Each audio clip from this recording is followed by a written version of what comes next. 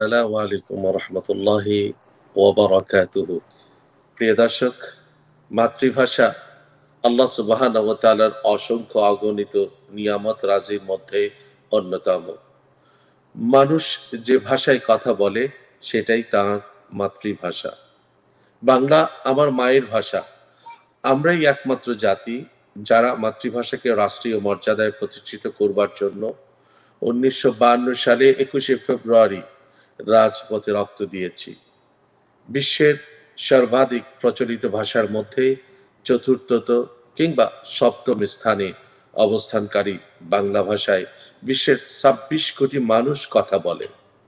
এটা আমাদের জাতীয় পরিচয়, যা আন্তর্জাতিক মাতৃভাষা দিবস হিসেবে ইউনাইটেড নেশনস থেকে শুরু করে বিশ্বের বিভিন্ন স্থানে যথাযোগ্য সম্মান ও মর্যাদার সাথে পালিত হয়েছে এবং পালিত হচ্ছে, আলহামদুলিল্লাহ।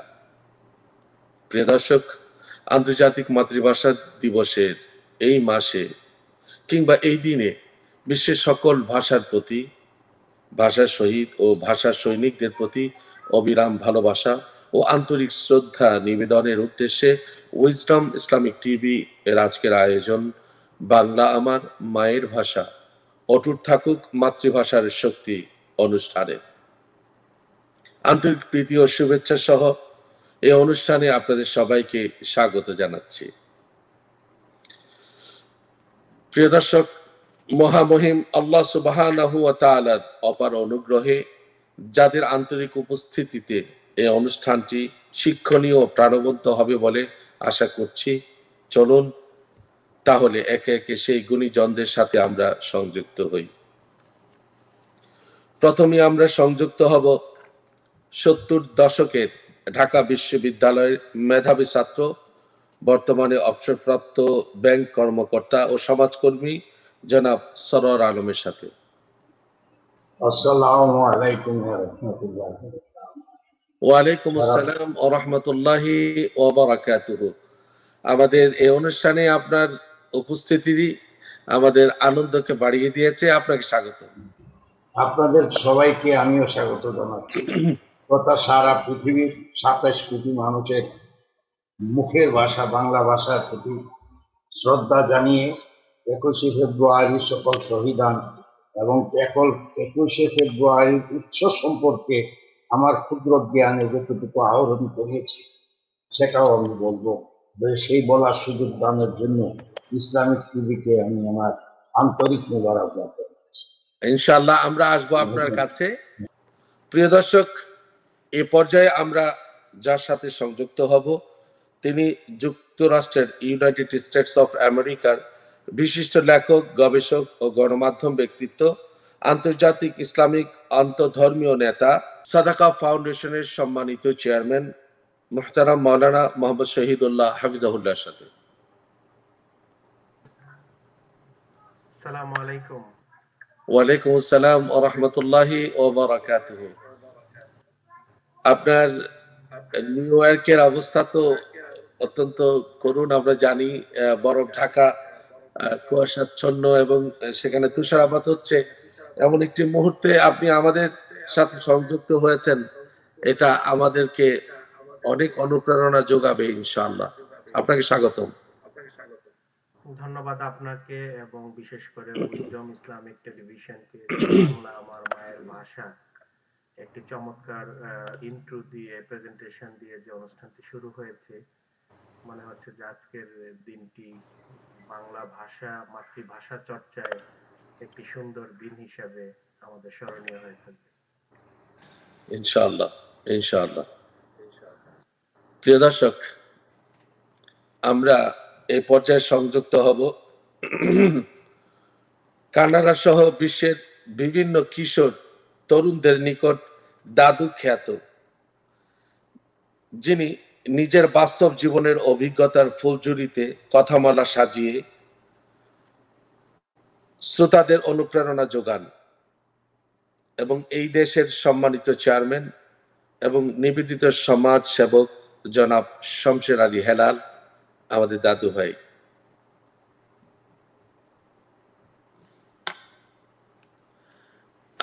আমরা শুনতে পাচ্ছি না আপনাকে। আনমিউট করে নিতে হবে। আসসালামু আলাইকুম। ওয়ালাইকুম আসসালাম ওয়া রাহমাতুল্লাহি ওয়া বারাকাতুহু।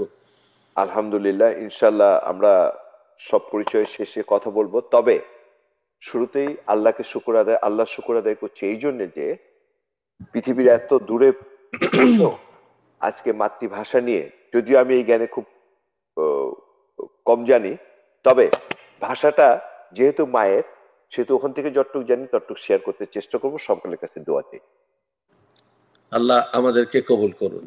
আমি এ পর্যায়ে আমরা সংযুক্ত হব একজন প্রতিভাবান ও প্রতিশ্রুতিশীল কিশোর, জনপ্রিয় ইসলামী সঙ্গীত শিল্পী হোসাইন শাহ আব্দুল্লাহ এর সাথে। আসসালামু আলাইকুম ওয়া রাহমাতুল্লাহি ওয়া বারাকাতুহু। ওয়ালাইকুম আসসালাম ওয়া রাহমাতুল্লাহি ওয়া বারাকাতুহু। আব্দুল্লাহ, তুমি কেমন আছো? আলহামদুলিল্লাহ, আমি অনেক ভালো আছি এবং আল্লাহর কাছে অসংখ্য শুকরিয়া আদায় করছি। আজ উইজডম ইসলামিক টিভি কর্তৃক আয়োজিত আন্তর্জাতিক মাতৃভাষা দিবস কর্তৃক উপলক্ষে এই দিবস উপলক্ষে এত চমৎকার একটি অনুষ্ঠানে আমাকে আমন্ত্রণ জানানোর জন্য। ধন্যবাদ তোমাকে। তোমার তোমার এই বিনয়, তোমার এই আন্তরিকতা আমাদের অন্যান্য কিশোরদেরকে অনেক বেশি অনুপ্রেরণা যোগাবে বলে আমরা আশা করি। তোমাকে স্বাগত। ইনশাআল্লাহ। জি, ধন্যবাদ। প্রিয় দর্শক, এক এক করে আমরা আমাদের মেহমানদের সাথে, অতিথিদের সাথে সংযুক্ত হলাম। এখন কথা শোনার পালা, কথা বলার পালা। আজকে আমরা চেষ্টা করব আমাদের মায়ের ভাষায় কথা বলতে। মায়ের ভাষা বলতে আমরা এটা বোঝাতে চাচ্ছি যে আমাদের অরিজিনটা যেখানে, কেউ হয়তো ময়মনসিংহে জন্ম, কারো কুমিল্লা, কারো অন্য কোনো দেশে বরিশাল, অথবা কারো ঢাকাতে। আমরা চেষ্টা করব আজকে ওই ভাষায় কথা বলবার জন্য। আর এই কথা বলতে যেয়ে যদি এমন কোনো শব্দ আমাদের মুখ থেকে এসে যায় যেটা অন্যদের কাছে হয়তো এটা গ্রহণীয় নয়, কিংবা তারা এটা পছন্দ করেন না, বিষয়টি আমরা প্রথমে ক্ষমা চেয়ে নিচ্ছি। আশা করি তারা এক্ষেত্রে উদারতার পরিচয় দেবেন এবং মাতৃভাষার প্রতি শ্রদ্ধা প্রদর্শনের জন্যই তারা আমাদের সঙ্গেও থাকবেন। আর প্রিয় দর্শক, আরেকটি কথা বলে নেই, যে সমস্ত গুরুজনরা আজকে আমাদের সাথে আছেন, তাদের সাথে যদি আপনারা কথা বলতে চান, আপনাদের সুযোগ রয়েছে। আপনারা ইনবক্সে লিখুন, আমরা আপনাদের সাথে তাদের কথা বলিয়ে দেওয়ার চেষ্টা করবো ইনশাআল্লাহ। এবং কোনো প্রশ্ন যদি থাকে আপনারা লিখুন, আমরা চেষ্টা করব আমাদের গুণীজনদের কাছ থেকে সেই উত্তরগুলো জেনে নেবার। চলুন তাহলে এবার অনুষ্ঠান শুরু করব। আর অনুষ্ঠান শুরু করার শুরুতেই আমরা পবিত্র কোরআন আর কারীম থেকে তেলাওয়াত শুনব। তেলাওয়াত করবার জন্য আমি অনুরোধ করব আজকে আমাদের অনুষ্ঠানের সবচেয়ে আদরের কিশোর কারি জনাব হোসাইন শাহ আব্দুল্লাহকে। জি ভাইয়া।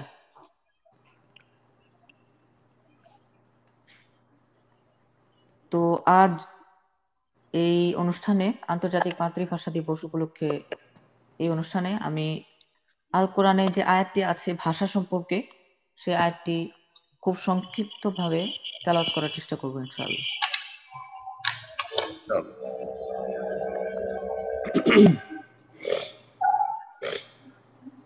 أعوذ بالله من الشيطان الرجيم.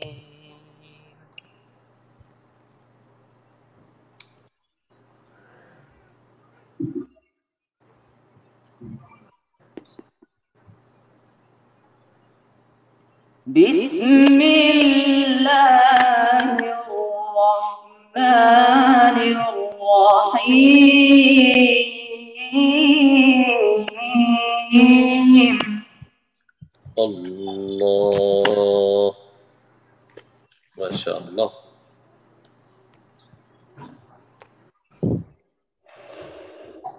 ومن آياته خلق السماوات والأرض واختلاف ألسنتكم وألوانكم. الله ما شاء الله. إن في ذلك لآيات الله إن في ذلك لآيات للعالمين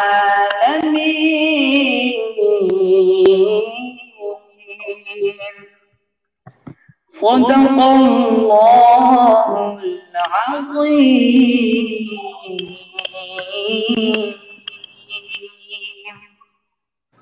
মাশাআল্লাহ মাশাআল্লাহ। আমরা পবিত্র কোরআন আল কারীমে আল্লাহ সুবহানাহু ওয়া তাআলা ভাষার বৈচিত্র্য, এটা যে আল্লাহ পাকের একটা নিদর্শন, সে কথা আল্লাহ মানুষকে স্মরণ করিয়ে দিলেন।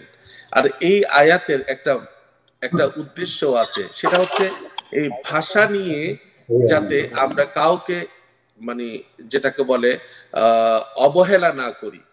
যে যে ভাষায় কথা বলে তার ওই মুখের ভাষাটাকে সম্মান দেওয়া, সেটা যদি শালীন হয় এবং সেটা যদি ভদ্রচিত হয়, সেটা যদি আহ এমন কোনো ভাষা না হয় যেটা আসলে অশালীন, ওই ভাষার প্রতি শ্রদ্ধা রাখতেই হবে। এবং এটা আল্লাহ পাকের নিদর্শনের প্রতি সুক্রিয়া জ্ঞাপনের একটা বহিঃপ্রকাশ। আল্লাহ সুবহানাহু ওয়া তাআলা সে কথাই এখানে বলেছেন এবং সতর্ক করে দিয়েছেন যে যে ভাষায় কথা বলি। তবে একটি কথা বলে রাখি যে আমরা আমরা আজকে যে ভাষাটায় কথা বলবো, আমাদের বাংলা ভাষা একটা আছে প্রমিত উচ্চারণ, আরেকটা হচ্ছে চলিত। এই যে এটা এটা আমাদের ব্যাকরণগত, বাট আমরা যেই জন্ম নিয়ে আমার মার মুখে যে ভাষাটা শুনেছি, ওটাই কিন্তু আমার অরিজিন। ওই অরিজিন ভাষাটাই আজকে আমরা কথা বলার চেষ্টা করব। প্রথমেই আমি চলে যাব আমাদের সেই 70 দশকে ঢাকা বিশ্ববিদ্যালয়ের মেধাবী ছাত্র, যিনি অত্যন্ত তুখুর একজন প্রিয় নেতা ছিলেন এবং প্রিয় ব্যক্তিত্ব ছিলেন সেই সময়টায়। এখন যদি অবসর জীবন যাপন করছেন, আমার মনে হয় তিনি তার সেই পেছনের ইতিহাসগুলো, তার সেই কর্মময় জীবন, তার সেই চঞ্চল সেই সময়ের কথা তিনি হয়তো মাঝে মাঝে স্মরণ করেন। আজকে আমরা তার কাছ থেকে, তার মুখ থেকে শুনতে চাইব সেই 70 দশকে ভাষা দিবসে বা 21শে ফেব্রুয়ারিতে আপনারা কি করতেন। আমাদের আজকের দর্শকদেরকে যদি একটু সেই গল্পটা শোনান প্লিজ। আসসালামু আলাইকুম। আবার সবাইকে সালাম জানিয়ে শুরু করছি আমাকে বলতে দেওয়ার জন্য। 70 দশকের কথা বলতে গেলে তার আগে, একটু আগে যেতে হবে। বাংলা ভাষার জন্য যে সংগ্রাম, সেটা শুরু হয় প্রকৃতপক্ষে 1948 সনের 23শে ফেব্রুয়ারি।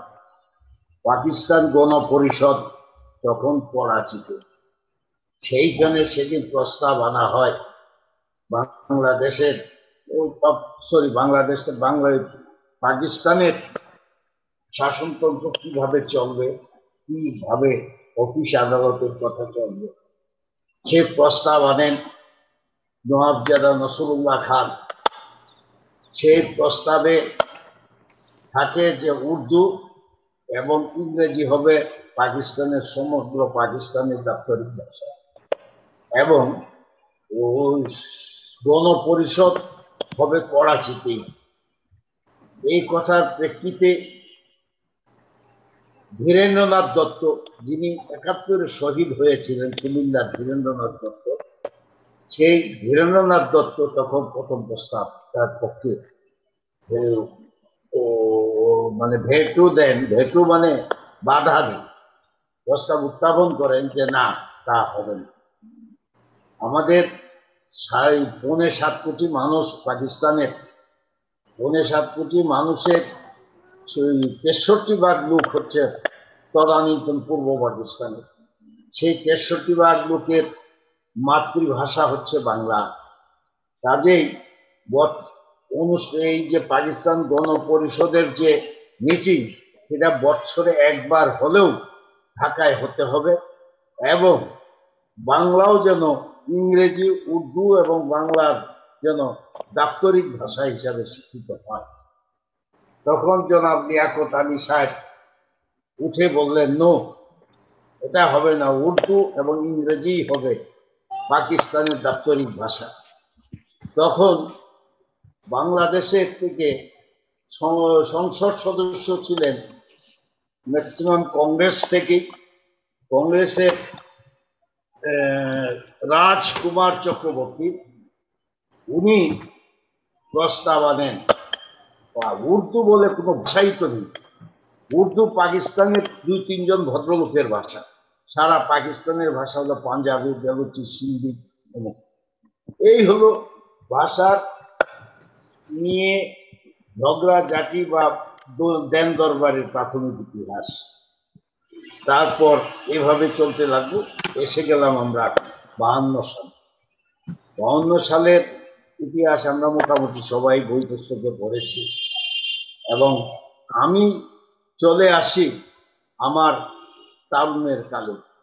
আমি যখন এই ছাত্র রাজনীতি টুকটাক হাতে করি নেই, সেটা হচ্ছে 1962 সাল।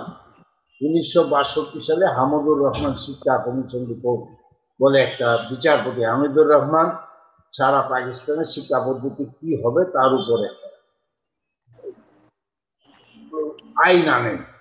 সেই আইনের খসড়ার উপরে প্রতিবাদ হয়, এ নিয়ে বহু অনেক কিছু উত্তপ্ত হয়ে যায়। সেই উত্তপ্ত ধারা চলতে থাকে, আসলো আপনার এই নিয়ে চলতে থাকে আসলো 1969 সাল। তখন আমি বিএ ক্লাসের ছাত্র। তখন 69 সনের যে গণ অভ্যুত্থান সেইটা শুরু হয়। সেইটার ভিতর ওই 21শে ফেব্রুয়ারির যে ধারণাটা, যে সেটা আমরা তখন বলেছিলাম যে 21শে ফেব্রুয়ারিতে যে মাতৃভাষার জন্য আন্দোলন, আসলে সেটাই ছিল বাংলাদেশের স্বাধীনতার আন্দোলন শুরু। আমরা আপনারা জানেন সবাই যে আমরা ক্ষেতে শস্য পুঁতি, সেই ক্ষেতে শস্য পুঁতে কতদিন পরে চারা হয়, চারা থেকে বীজ মানে শস্য উৎপাদন হয়। সেই রকম 52 সনের ভাষা আন্দোলন ছিল। হ্যাঁ, না, আমরা শুনছি, আপনি বলুন, কথা বলুন। আচ্ছা আচ্ছা, সেই 52 সনের সেই ভাষা আন্দোলনেই হচ্ছে বাংলাদেশের স্বাধীনতার প্রাথমিক পদক্ষেপ। আসলে 69 থেকে 70 থেকে স্বাধীনতা আন্দোলন। আমি সংক্ষেপে চলে আসি, একজন অবজেকশন দিচ্ছে।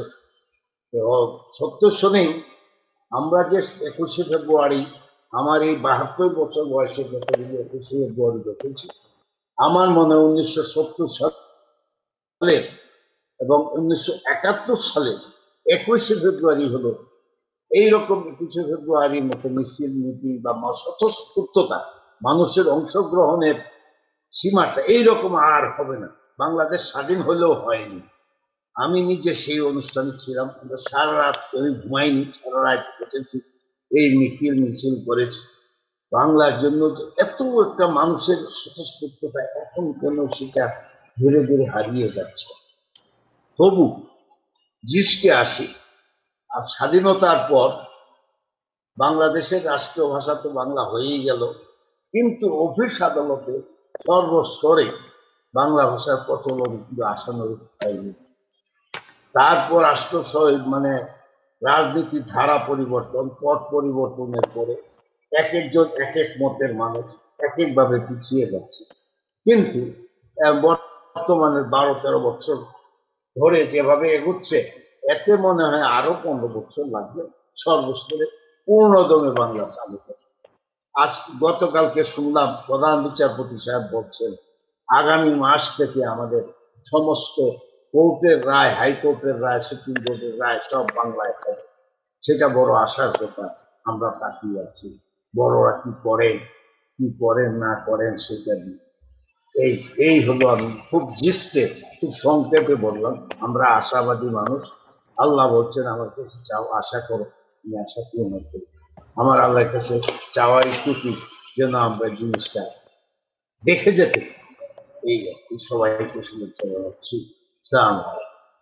ওয়ালাইকুম আসসালাম। আপনার আপনার এই প্রত্যাশা পূরণ হোক। আমরা আমরা সেই আশাই করছি, সে দোয়াও করছি। আল্লাহ আপনাকে সুস্থ রাখুক। আপনি আমিন। থাকুন আমাদের জি সাথে। আমরা আবারও আসবো হ্যাঁ, আপনার কাছে ফিরে জি ইনশাআল্লাহ। প্রিয় দর্শক, জি আমরা দেখতে পাচ্ছি আমাদের সাথে আপনারা অনেকেই সংযুক্ত আছেন। তাজুল ইসলাম, শিরিন রহমান সালাম দিয়েছেন, ওয়ালাইকুম আসসালাম। আব্দুর রহমান সালাম দিয়েছেন, ওয়ালাইকুম আসসালাম। এমডি মঈন খান সালাম দিয়েছেন, ওয়ালাইকুম সালাম। আবু জাহের মাহমুদ, তিনি তেজগাঁও কলেজের সম্মানিত অধ্যাপক, তিনি বলছেন আন্তরিক অভিনন্দন সকলের প্রতি।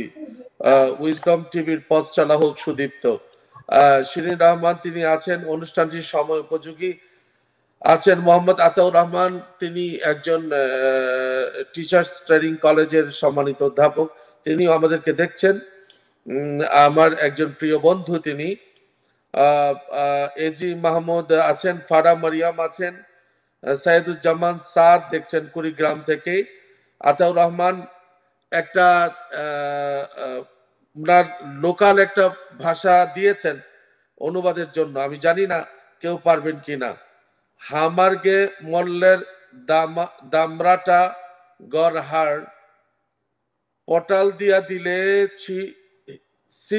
ছেঁড়া ট্যাপ, এর প্রমিত অনুবাদ করতে অনুরোধ করছি। আমরা জানি না আমাদের কোনো গুণীজন এটা বুঝতে পারবেন কিনা। সাইফুল কবির, তিনি আমাদের সঙ্গে আছেন, শহীদুল্লাহ ভাইকে স্পেশালি সালাম দিয়েছেন এবং আমাদের সবাইকে। সাইফুল কবির হচ্ছেন বঙ্গভবন জামে মসজিদের সম্মানিত খতিব এবং ইমাম। তিনি আছেন আমাদের সাথে। এমডি আমদাদ আছেন, তিনি সালাম দিয়েছেন, ওয়ালাইকুম সালাম। এমনি লোকমান বলছেন, আসসালামু আলাইকুম, কাইফা হালুকুম জামিয়ান, আলহামদুলিল্লাহ। তিনি দেখছেন আমাদের। এমডি বলছেন, আমি চাঁদপুর থেকে দেখছি। জিএস ফারহান, আসসালামু আলাইকুম, ওয়ালাইকুম আসসালাম বলছেন। প্রিয় দর্শক, আমরা দেখছি আমাদের সঙ্গে আছেন আমাদের সকলের প্রিয় ব্যক্তিত্ব জনাব শহীদুল্লাহ আছেন, আমাদের দাদু জনাব শামশের আলী হেলাল, তিনি আছেন। আছেন আমাদের সাথে কিশোর ইসলামী সঙ্গীত শিল্পী হোসেন শাহ আবদুল্লাহ। আমরা আমরা আবদুল্লাহকে স্ক্রিনে আসার জন্য বলছি। আবদুল্লাহ, আমরা পরবর্তী আলোচনায় যাবার আগে তোমার কাছ থেকে আমরা একটা ভাষা নিয়ে সঙ্গীত শুনতে চাই। জি অবশ্যই, ইনশাআল্লাহ।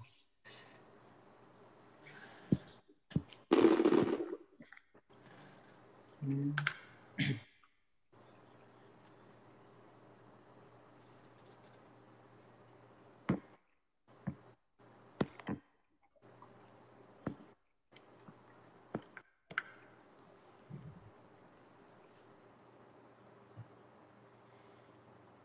আমরা আশা করছি পেয়ে যাব আবদুল্লাহকে কিছুক্ষণের মধ্যেই। আহ, প্রিয় দর্শক, আপনাদের কোনো মন্তব্য থাকলে এবং আপনাদের কোনো জিজ্ঞাসা থাকলে আপনারা আমাদের কমেন্ট বক্সে লিখুন। আমরা ইনশাআল্লাহ সেটা আমাদের গুণীজনদের কাছ থেকে জেনে নেবার চেষ্টা করব।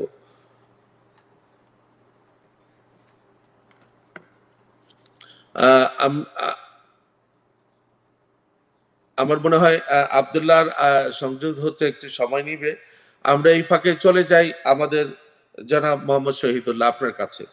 জনাব মোহাম্মদ শহীদুল্লাহ, আপনি নিউ ইয়র্কে থাকেন এবং ইউনাইটেড নেশনসের সাথে আপনার একটা যোগাযোগ আছে, একজন সাংবাদিক হিসাবে, একজন গণমাধ্যম কর্মী হিসেবে, পাশাপাশি একজন ইন্টারফেথ ইসলামিক স্কলার হিসেবে। আমরা জানি আন্তর্জাতিক মাতৃভাষা দিবস, এটা আন্তর্জাতিক মাতৃভাষা দিবস হিসেবে এটা স্বীকৃতি পাওয়া এবং এটার নেপথ্যে সেই গল্প বা ঘটনাগুলো যদি আপনি সংক্ষিপ্তভাবে আমাদের দর্শকদের সাথে শেয়ার করতেন। ধন্যবাদ খতিব আব্দুল হাকিম আজাদি আপনাকে এবং উইজডম ইসলামিক টেলিভিশন সহ আজকের যারা এখানে প্যানেলে আলোচনা জন্য আছেন। বিশেষ করে আমরা খুব সারগর্ভ ইতিহাস থেকে শুনছিলাম জনাব সরোয়ার সাহেবের কাছ থেকে। আমাদের সঙ্গে আছেন শমশের আলী হেলাল, তিনি সে কানাডা থেকে জয়েন করেছেন। তিনি আসলে হয়তোবা প্রত্যক্ষদর্শী অথবা বিষয়টার সম্পর্কে আরো বেশি ভালো জানবেন, যেহেতু এই আন্তর্জাতিক মাতৃভাষা দিবসের স্বীকৃতির যে বিষয়টির সূত্রপাত সেটি সেই কানাডার আমরা জানি যে ভ্যানকুভার একটি সিটি রয়েছে, সেই সিটির বাংলাদেশি দুজনের পক্ষ থেকে প্রথম শুরু হয়, তারপরে সেটি আন্তর্জাতিক স্বীকৃতির চূড়ান্ত পর্যায়ে পৌঁছে। তো আজকের দর্শকরা উইজডম ইসলামিক টেলিভিশন, আপনি ইতিমধ্যে শুনেছেন ইতিহাসের একটি পার্ট, যে কিভাবে মাতৃভাষা বাংলা আমাদের এই বাংলাদেশ, বর্তমান স্বাধীন বাংলাদেশের এই অঞ্চলে কিভাবে এর সূত্রপাত এবং ইতিহাসের শুরুটা। বঙ্গীয় সমাজে যদি আমরা বাংলা ভাষার অবস্থান, বাঙালির আত্ম অন্বেষার অথবা ভাষা উন্মেষের ইতিহাসের দিকে যদি আমরা তাকাই, তাহলে সেই 1947 থেকে শুরু, তার পরবর্তীতে ঢাকা বিশ্ববিদ্যালয়ের 144 ধারা ভঙ্গ, তারপর বর্তমান যে ঢাকা মেডিকেল কলেজ চানখারপুলের যে কর্নার, সেইখানে পুলিশের বাধা, তারপরের দিন যারা শাহাদত বরণ করেছিল তাদের জানাজা, সেখানের স্তম্ভ তৈরি, এভাবে ধারাবাহিক অনেক বড় ইতিহাস। চূড়ান্ত পর্যায়ে আমরা দেখি যে 1956 29শে ফেব্রুয়ারিতে যে পাকিস্তানের দ্বিতীয় রাষ্ট্রভাষা হিসেবে স্বীকৃতি, এবং যে প্রশ্নটি সম্মানিত উপস্থাপক করেছেন যে জাতিসংঘে অথবা ইউনেস্কো এই জায়গাগুলোতে কবে কিভাবে এটির আন্তর্জাতিক স্বীকৃতি চূড়ান্ত পর্যায়ে লাভ করে সামগ্রিকভাবে, আমরা দেখেছি যে জাতিসংঘের সামনেই যে মাতৃভাষা দিবস উদযাপনের 30 বছর পূর্তি পরশুদিন এখানে হয়েছে স্থানীয়ভাবে বাংলাদেশের সময়ের সাথে মিলিয়ে, অস্থায়ী যে শহীদ মিনার তৈরি এবং সেখানে গিয়ে স্থানীয় বাংলাদেশি বাংলা ভাষাভাষী সাহিত্য নারাজি অনেকেই স্নোর মধ্যেও তারা গিয়ে সেখানে বাংলা ভাষায় শহীদদের প্রতি সম্মান জানানো অথবা বাংলা ভাষার স্বীকৃতি এবং বাংলা ভাষার সামগ্রিক ব্যবহার, এসব নানান বিষয় নিয়ে সেখানে বক্তারা কথা বলেছেন। মূল যে প্রশ্নটি যে আন্তর্জাতিক মাদার ল্যাঙ্গুয়েজ ডে হিসেবে অথবা মাতৃভাষা দিবস হিসেবে সামগ্রিকভাবে যেই আমরা স্বীকৃতি পেয়েছি, যে সম্মানটি পেয়েছি, তার সূত্রপাত হয় কানাডার যারা শাহাদত বরণ করেছিল 1951 ভাষা আন্দোলনের সময়, তাদের নামেই দুজনের নাম। একজনের নাম হচ্ছে জনাব রফিকুল ইসলাম এবং অপরজন হচ্ছে সেখানকার স্থানীয় জনাব Mohammad Abdus Salam.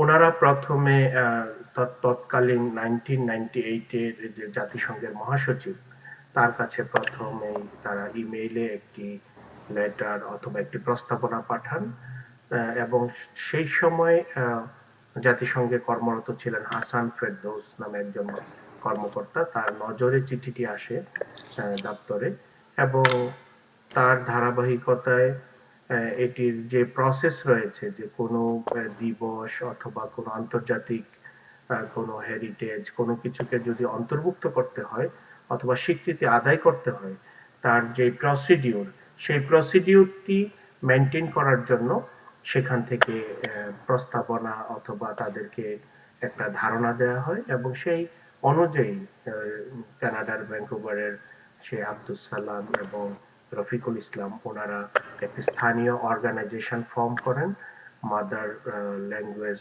Lovers in the world, এরকম কাছাকাছি কোনো একটা নামে। এবং সেই অর্গানাইজেশনটি তারা সোশ্যাল মিডিয়ায় অথবা ইমেইলে পৃথিবীর বিভিন্ন দেশে যোগাযোগ শুরু করেন, এবং সেই ধারাবাহিকতায় 1999 সালে 1999-এ আমরা দেখি যে প্রথমে যে আনা মারিয়া এবং জোসেফের পরামর্শে কানাডা, ভারত, হাঙ্গেরি, ফিনল্যান্ড এবং সম্ভবত বাংলাদেশ সহ আরো দু একটি দেশ থেকে তখন প্রস্তাবনা আসে, এবং 1999 সনের 17 নভেম্বর আমরা দেখি যে ইউনেস্কোর যে আনা মারিয়ার সাথে তারা দেখা করে এবং তার পরবর্তীতে 188টি দেশ এই আন্তর্জাতিক মাতৃভাষা দিবস পালনের পক্ষে, স্বীকৃতির পক্ষে সমর্থন জানায়, এবং যেটি জাতিসংঘের যে সাধারণ পরিষদের যে জেনারেল অ্যাসেম্বলি হয় সেখানে 65 যে 65তম যে অধিবেশন সেখানে উপস্থাপন করে বাংলাদেশ, এবং মে মাসে সম্ভবত 113টি সদস্য দেশের প্রস্তাবনার স্বীকৃতি স্বরূপ সামগ্রিকভাবে বিষয়টি গৃহীত হয়। এভাবেই আমরা দেখেছি যে সেই 2010 সন থেকে এটি চূড়ান্ত পর্যায়ে সামগ্রিকভাবে এর স্বীকৃতি চূড়ান্ত হয়। যে প্রক্রিয়াটি শুরু হয়েছিল 1998-এ সেটির চূড়ান্ত রূপ আমরা 2010-এ গিয়ে দেখতে পাই, এবং এবছরও আমরা দেখেছি যে পৃথিবীর বিভিন্ন দেশে, আফ্রিকা থেকে শুরু করে মধ্যপ্রাচ্য থেকে শুরু করে পৃথিবীর বিভিন্ন দেশে, ইউরোপ, আমেরিকা তো রয়েছেই, যেখানে স্থানীয় ভাষাভাষীরাও এই আন্তর্জাতিক মাতৃভাষা দিবসকে তারা সগৌরবে উদযাপন করছে, এবং সেখানে কোনো না কোনো ভাবে বাংলাদেশের নাম, বাংলা ভাষার নামটি কিন্তু উঠে আসছে, যেটি সত্যি অনেক গৌরবের, যেটি সত্যি আমাদের জন্য অনেক আনন্দের। ধন্যবাদ সম্মানিত উপস্থাপক। আমরা হয়তো আরো বিষয়টি নিয়ে আরো চমৎকার শুনতে পাবো কানাডা থেকে আমাদের যে সম্মানিত গবেষক জয়েন করেছেন তার কাছ থেকে, যেহেতু ঘটনার সূত্রপাত আসলে কানাডা থেকেই হয়েছিল। ধন্যবাদ মোহাম্মদ শহীদুল্লাহ। আমাদের আরো অনেক জিজ্ঞাসা আছে আপনার কাছে, আমরা আসব আপনার কাছে ফিরে আবার। আমরা এই পর্যায়ে ফিরে যেতে চাই আমাদের শিল্পী আব্দুল্লাহর কাছে। আব্দুল্লাহ, তোমার কাছ থেকে আমরা ভাষা নিয়ে একটি সঙ্গীত শুনতে চাই। জি ইনশাল্লাহ ভাইয়া, তবে আগে দুঃখ প্রকাশ করে নিচ্ছি, নেটওয়ার্কের প্রবলেমের কারণে হয়তোবা আমি বিচ্ছেদ হয়ে গিয়েছিলাম। তো এখন আমি ভাষা নিয়ে একটি গান আপনাদের সামনে পরিবেশন করার চেষ্টা করছি ইনশাল্লাহ। ওকে, ইনশাআল্লাহ।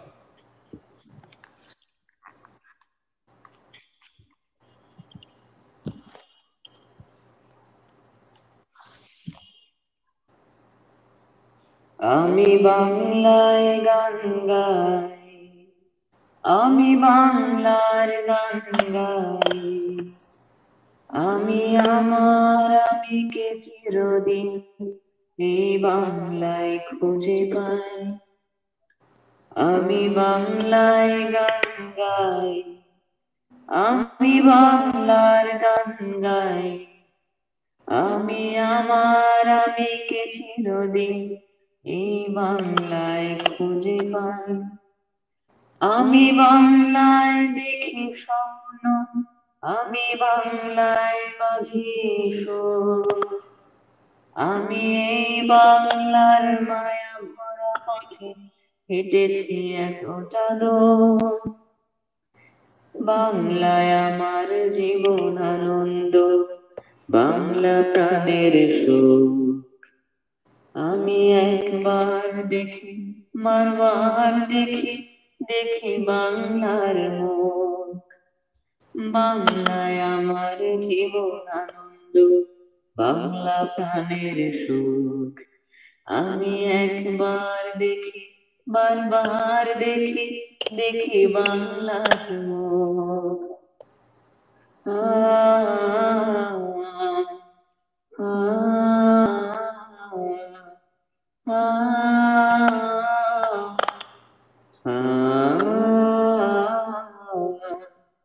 আমি বাংলায় কথা কই, আমি বাংলার কথা কই, আমি বাংলায় ভাসি, বাংলায় হাসি, বাংলায় জেগে রই।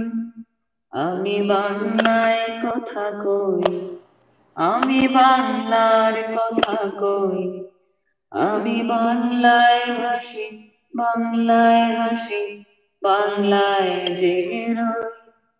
আমি বাংলায় মাতি উল্লাসে করি, বাংলায় হাহাকার।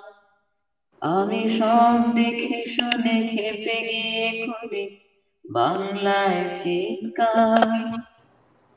বাংলায় আমার দৃপ্ত স্লোগান, ক্ষিপ্ত তীর ধনুক। আমি একবার দেখি, বারবার দেখি, দেখি বাংলার মুখ। বাংলায় আমার দৃপ্ত স্লোগান, ক্ষিপ্ত তীর ধনুক। আমি একবার দেখি, বারবার দেখি, দেখি বাংলার মুখ। আমি বাংলায় গান গাই, আমি বাংলার গান গাই। আমি আমার আমিকে চিরদিন এই বাংলায় খুঁজে পাই। আমি বাংলায় গান গাই, আমি বাংলার গান গাই। আমি আমার আমিকে চিরদিন এই বাংলায় খুঁজে পাই। আমি বাংলায় গান গাই।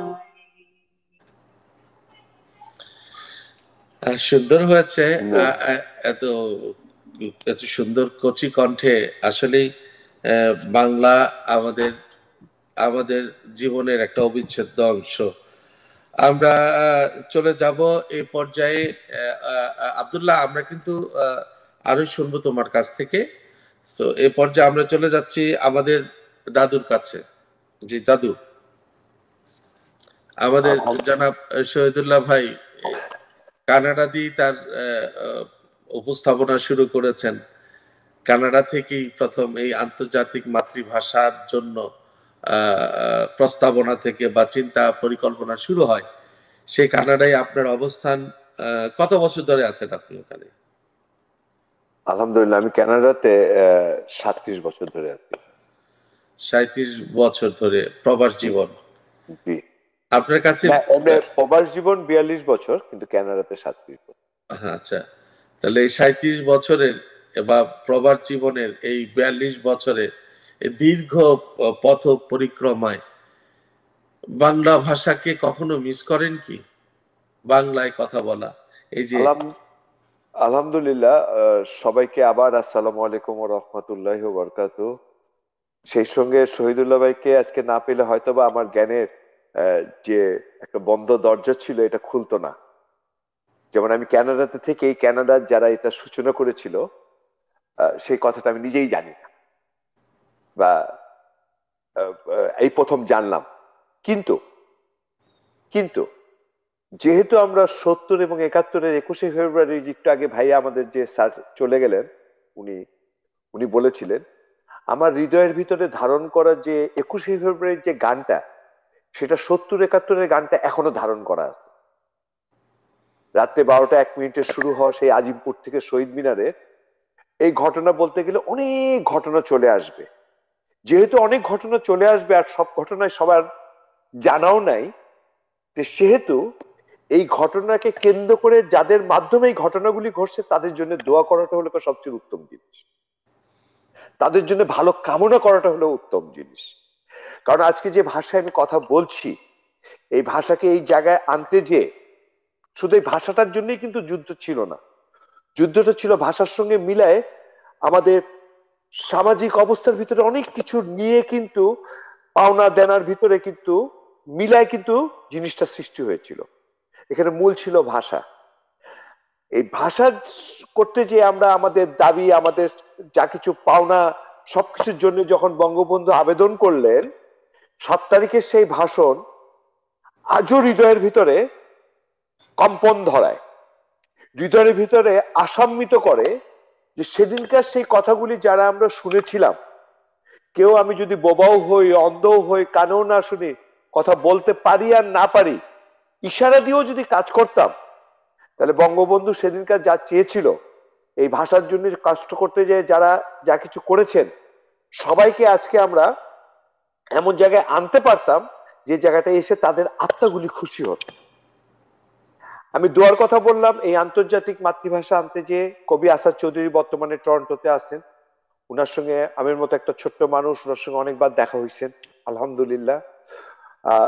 এই কবি আসাদ চৌধুরী এখানে যখন আসেন, তখন আমি এইটা নিয়ে একটা ডকুমেন্টারি হচ্ছিল, তখন আমি আপসা আপসাই যে কানাডা এসব কথাগুলি শুনছিলাম। কিন্তু এখানে টরন্টোতে একটা শহীদ মিনার হওয়ার জন্য যেসব বাংলাদেশি ভাইরা চেষ্টা করেছেন, খুবই চেষ্টার মাধ্যমে একটা শহীদ মিনারও এখানে তৈরি হয়েছে। কিন্তু সেই শহীদ মিনারকে নিয়ে কিছু বিচ্ছিন্ন ঘটনা ঘটছে। আমি আজকে এই শহীদ দিবসকে, এই মাতৃভাষা দিবসকে কেন্দ্র করে সকলের কাছে বাংলা ভাষায় অনুরোধ করছি, ক্ষমার থেকে সুন্দর জিনিস কোনো কিছু হতে পারে না। তাই আমি বলতেছি, আমাদের অতীতে যে ভুল হয়েছে, আন্তর্জাতিক মাতৃভাষাকে করে আনার জন্যে, ইউনাইটেড নেশন থেকে স্বীকৃতি পাওয়ার জন্য যারা কষ্ট করেছেন, সাদা মানে বিভিন্ন যারা মানুষ যারা কষ্ট করেছেন, সে যে ভাষীরই হোক না কেন, একটা ভাষাকে যে মর্যাদা দিচ্ছেন, সেই ভাষার মর্যাদা শুধু আমরা কথাতেই নয়, আমাদের আচরণের মাধ্যমে দিতে হবে। আর সেটা যদি আচরণের মাধ্যমে দিতে পারি, আমার ভাষা যেরকম সম্মানিত হবে, দেশ সম্মানিত হবে এবং আমি সম্মানিত হব। তাই আমি সকলের কাছে আজকে এই আন্তর্জাতিক মাতৃভাষা দিবসে অনুরোধ করছি, থিঙ্ক, লেটস থিঙ্ক টুগেদার, মানে লেটস ওয়ার্ক টুগেদার, আমরা একসঙ্গে একটু হাঁটি। আর হাঁটতে গেলে আমরা কি দেখবো, যে আমি ভাষা বলার আগে তো আমি মায়ের পেটে ছিলাম, তাহলে আমি কোন দেশে আসবো এটা কিন্তু আমার চয়েস ছিল না, এটা ছিল আল্লাহ সুবহানাহু ওয়া তাআলার চয়েস। আর এখান থেকে আমরা একটু জ্ঞানটাকে, বিবেকটাকে, কনসাসনেসটাকে আর একটু খুলে দেখবো, যেহেতু আমার এটা চয়েস ছিল না, এক একজন এক এক শহরে আমরা জন্মগ্রহণ করছি। যেমন আপনি শুরুতে বলছেন যে দেশে জন্মগ্রহণ মানে হয়েছে সেই ভাষায় কথা বলবে। যেমন আমার বাপ মার বাড়ি পাবনা, কিন্তু আমি পাবনার ভাষায় অত কিছু বলতে পারি না। আমি পাবনায় শুধু বলতে পারি একটু খাবুন, খাবু না তো লিলু কে, মানে খাবেন না তো নিলেন কেন, হ্যাঁ, এরকম আরো কিছু, যাবো না, হ্যাঁ, এই ধরনের কতগুলি ভাষা শিখছি। আমি এটার জন্য দুঃখিত, কিন্তু আমি বলতে চাচ্ছি আমাদের বিবেক দিয়ে আমরা বুঝবো যে দাদু দাদু দাদু আমি একটা বিষয় বলতে চাই। আপনি আপনার মায়ের ভাষায় কথাগুলো উচ্চারণ করার পরে আপনি দুঃখ প্রকাশ করছেন কেন? দুঃখ করা হচ্ছে যে আমি আরো বেশি শিখতে পারিনি বা এটার সময়ের জন্য সময় দিতে পারিনি, তার জন্য দুঃখ প্রকাশ। আচ্ছা, ঠিক আছে। কিন্তু তারপরেও যে ভাষায় কথা বলি না কেন, ওখানে ভাষার হাসির কারণে, ভাষা যে ভাষায় কথা বলি না কেন, ওখানকার মানুষগুলি যখন আপন করে নেয়, এই আপন করার জায়গাটা থেকে যদি আমরা আপন নিতে পারি, তাহলে কে কোন শহরে জন্মগ্রহণ করছি, কোন, যেমন চিটাগাঙে গেলে আমি সাধারণত বলি ভাই ইংলিশে কথা বললেন না, বুঝলাম না কিছু। আমি যখন কোনো কিছু না বুঝি, ওইটাই তো আমার কাছে ইংলিশ মনে হয়। আপনি যখন কথা বলেন বুঝি না, তো এই জন্য মনে হচ্ছে ইংলিশ, একটু বাংলায় কথা বলেন।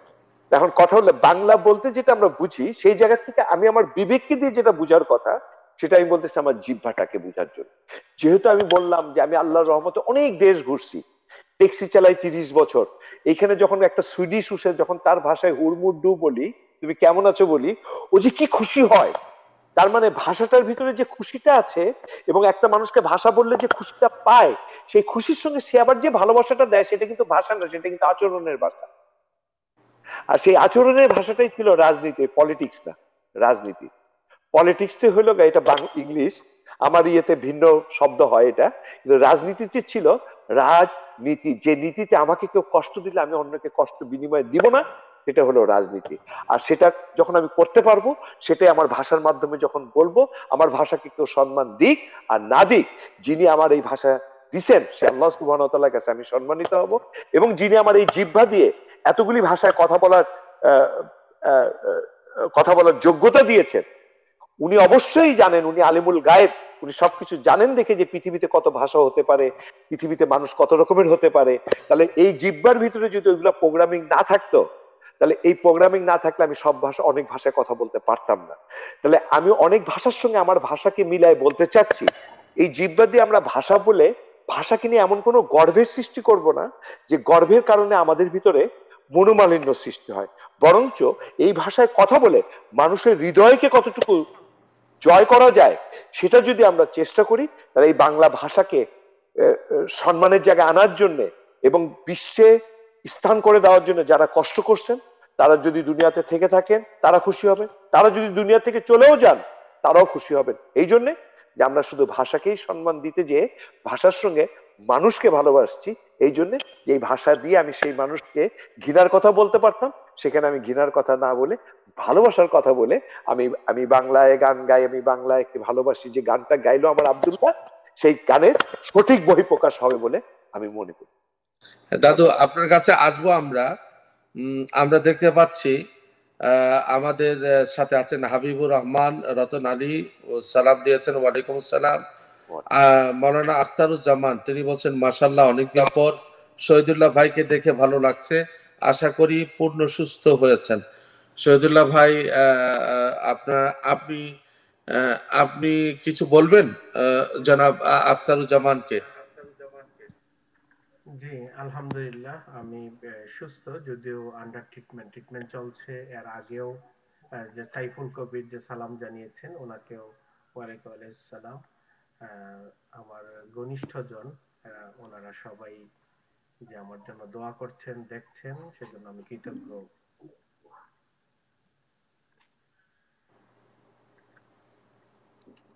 জাযাকাল্লাহ। আমাদের সাথে আছেন ফারা মারিয়াম, আছেন সাইয়েদ সাদ কবির, তিনি বলছেন আসসালামু আলাইকুম রহমতুল্লাহ বারাকাতুহু। ওয়ালাইকুম আসসালাম রহমতুল্লাহ। হ্যাঁ, আমরা প্রিয় দর্শক, আমরা শুনছিলাম আমাদের দাদু জনাব শমশের আলী হেলালের কাছ থেকে একেবারে জীবন, মানে জীবন ঘনিষ্ঠ জীবনটাকে উনি যেমন ভাবে দেখেন, উনি ওইভাবেই অন্যের মাঝে সেই ছবিটাকে দেখতে চান। এই জন্যই ওনাকে আমরা বলি মানে মোটিভেশনাল স্পিকার। উনি উনি এইভাবেই মোটিভেট করেন তার ভক্তদের, শ্রোতাদের। সো আমরা আবার যাব তার কাছে। আমরা আমি ইফাকে এখানে আমাদের সাথে আছে।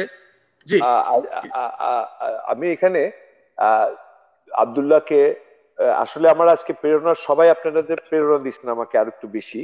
আব্দুল্লাহকে দেখে আরো খুশি হয়েছি, কারণ আমাদের দেশে এইসব যুবক ছেলেপেলেদের সংখ্যা এখানে না, শুধু সারা পৃথিবীতে বেশি। যুবকের সংখ্যা আন্ডার 30 ইয়ার্স, এদের সংখ্যা পৃথিবীতে এখন 70%। এটা পৃথিবীর একটা রেশিওতে এগুলো হতে থাকে। আর সেই যুবকরা আজকে যে হতাশার ভিতরে আছে, এই হতাশার ভিতরে বাংলাদেশের একটা শব্দ পারে এই হতাশাকে দূর করতে।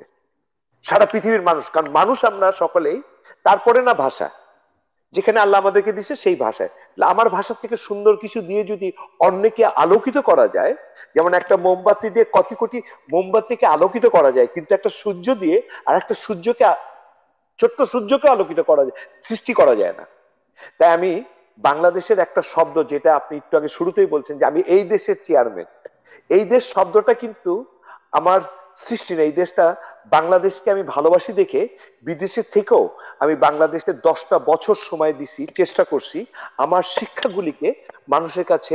আজ যেটা আমি ট্যাক্সির মাধ্যমে শিখেছি, আমি বলতেছি সবচেয়ে সুন্দর বিশ্ববিদ্যালয় আমার কাছে মনে হয়, যার জন্য আমি অনেককে বলি যে I am the student of taxi university. এটা ইংলিশ, কিন্তু বাংলায় বলি আমি ছাত্র ট্যাক্সি ইউনিভার্সিটি।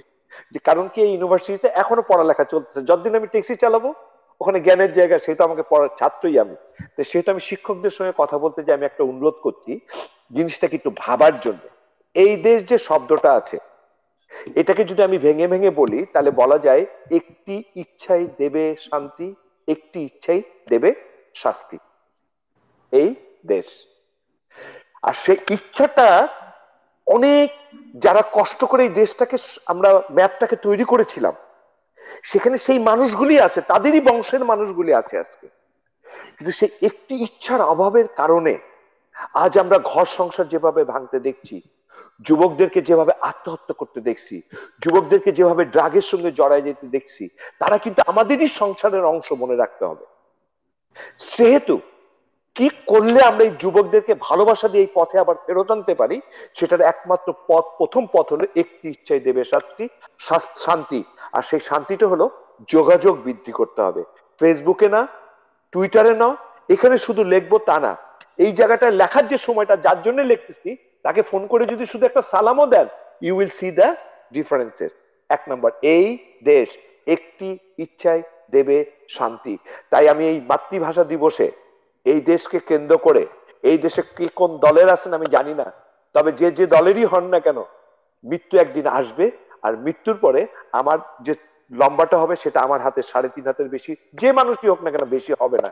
যেহেতু আমি 3.5 হাতের মানুষ, আমি বড় না ভেবে, আমি যদি 3.5 হাতের ভিতরে থেকে আরেকজনকে যদি সেই থাকার জায়গাটা এনে ভালোবাসতে পারি, তাহলে একটি ইচ্ছাই দেবে শান্তি। আর এই একটি ইচ্ছার মাধ্যমে আমরা যেরকম করোনাকে জয় করে ফেলছি, করোনাকে জয় করছি। মানে কি, সত্যি কথা বলতে বিশ্বের শক্তিশালী দেশগুলি যখন খুব কষ্টের ভিতরে আছে, তখন বাংলাদেশ যে কোন ভাবেই হোক না কেন আমাদের সরকারের মাধ্যমে এখনো যে অবস্থায় আছে, এবং আমাদের সরকারের ভিতরে যদি কোনো দুর্বলতা থেকে থাকে, কোনো কমতি থেকে থাকে, আল্লাহর কাছে দোয়া করি যে আল্লাহ তুমি তাদের সেই জ্ঞানকে আরো বাড়ায় দাও, ইচ্ছা শক্তিগুলিকে আরো সুন্দর করে দাও।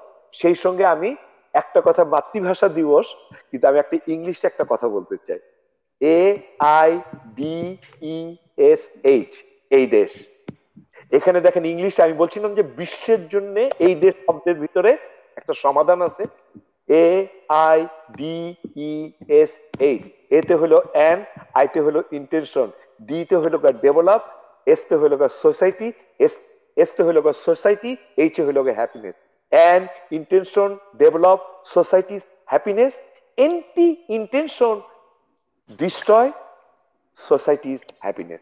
তাই আমি সকলের কাছে বলতেছি, এই দেশের মাধ্যমে সবকিছু যখন হচ্ছে, আমরা এই দেশের, এই বাংলাদেশের যুবকরা, আমরা অন্ধকার জায়গাকে যেরকম আলোকিত করেছিলাম 71 সালে, এখনো তোমাদের, আমরা সেই বংশেরই লোকজন আছি।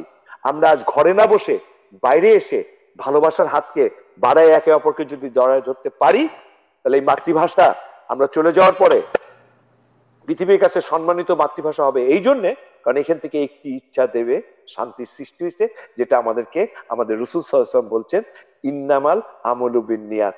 তোমার নিয়তটা, ইচ্ছাটা কি? প্রথম হলো তোমার ইচ্ছা যেটা করো, সেটার উপরে যে কাজ করো, সেটার উপরে আল্লাহ তোমাকে বিচার করবেন। সেহেতু ইচ্ছার জায়গাটা আজকের এই মাতৃভাষা দিবসকে কেন্দ্র করে এই আব্দুল্লাহর মতো ছেলে পেলেদের সামনে যেন আমরা বড়রা উপমা হয়ে তাদেরকে স্নেহ দিয়ে বুকে টেনে এনে তাদের হাতে সেই মোমবাতি ধরাই দিতে পারলে, আমি বিশ্বাস করি এই অন্ধকারচ্ছন্ন পৃথিবীতে যখন সকলে বলছে টুগেদার টুগেদার, আমরা সকলে একসঙ্গে, আমরা সকলে এক, এই একসঙ্গের জায়গাটা আমরা আবার পূর্ণ করতে পারবো ইনশাআল্লাহ। ধন্যবাদ। এই দেশ অসাধারণ অসাধারণ একটা এক্সপ্লেনেশন এই দেশের।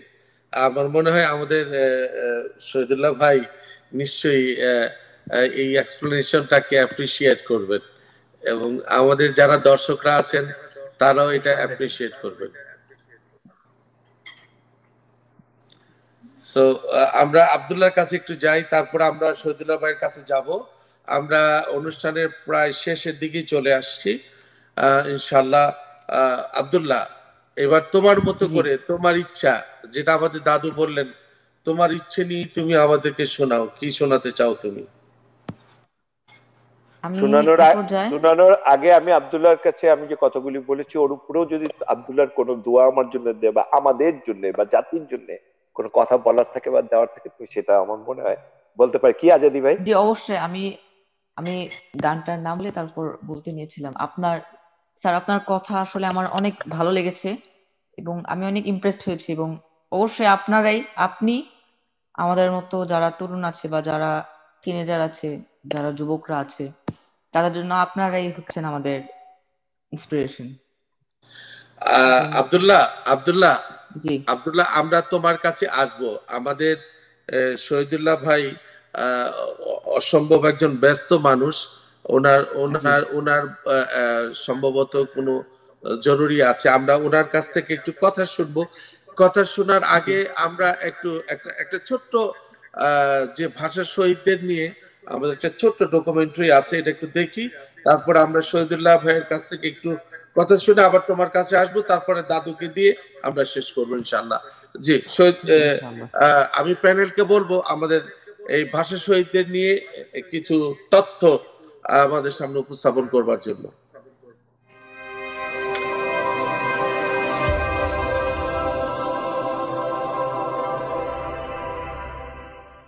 ভাষা শহীদ আবুল বরকত, জন্ম 13ই জুন 1927 সাল, গ্রাম বাবলা, জেলা ভরতপুর, মুর্শিদাবাদ, পশ্চিমবঙ্গ।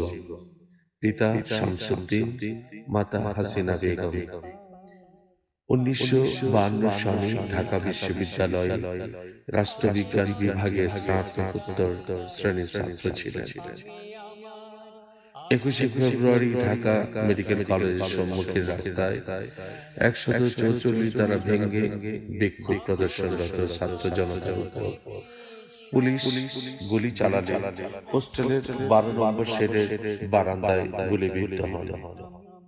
ঢাকা মেডিকেল কলেজের হাসপাতালে জরুরি বিভাগে ভর্তি অবস্থায় রাত 8টার দিকে মৃত্যুবরণ করেন। 2000 সনে তিনি 21 পদকে ভূষিত হন।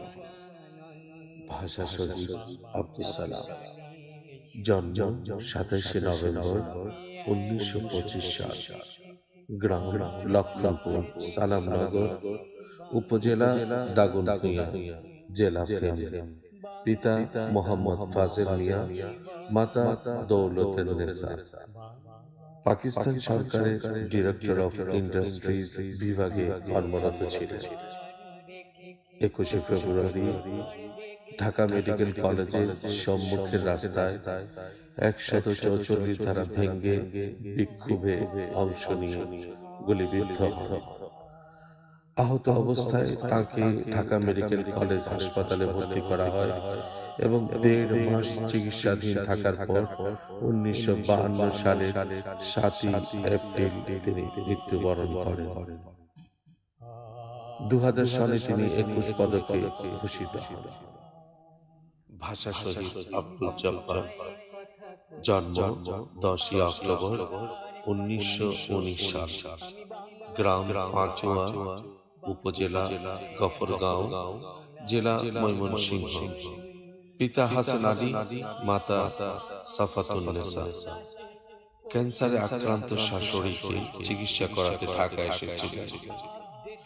21 ফেব্রুয়ারি গুলিবিদ্ধ হওয়ার পর তাকে গুরুতর আহত অবস্থায় ঢাকা মেডিকেল কলেজে নেওয়া হলে অতিরিক্ত রক্তক্ষরণে ওই দিন রাতে মৃত্যুর কোলে ঢলে পড়েন। 2000 সালে তাকে 21 পদকে ভূষিত করা হয়। ভাষা শহীদ রফিক উদ্দিন আহমদ, 21 ফেব্রুয়ারি প্রথম শহীদ তিনি। জন্ম 30 অক্টোবর 1926 সাল, গ্রাম পারিল বলধারা, উপজেলা সিংগাই, জেলা মানিকগঞ্জ। পিতা আব্দুল লতিফ, মাতা রাফিজা খাতুন। তৎকালীন জগন্নাথ কলেজে, বর্তমান জগন্নাথ বিশ্ববিদ্যালয়, হিসাব বিজ্ঞান বিভাগের ছাত্র ছিলেন তিনি। ভাষা আন্দোলনের দাবিতে সোচ্চার ছিলেন এবং সক্রিয় একজন আন্দোলনকারী হিসেবে মিছিলে অংশগ্রহণ করেন।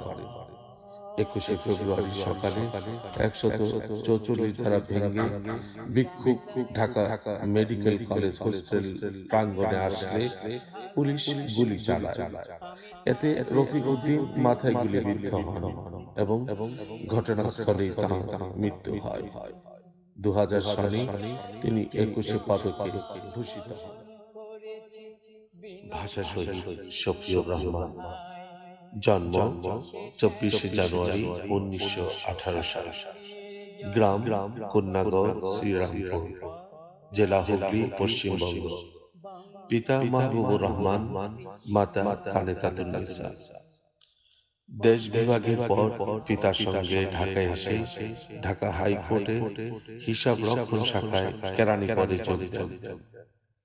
1952 সালের 21 ফেব্রুয়ারি সকাল 10টার দিকে তিনি সাইকেলে চড়ে নবাবপুর রোড হয়ে অফিসে যাচ্ছিলেন।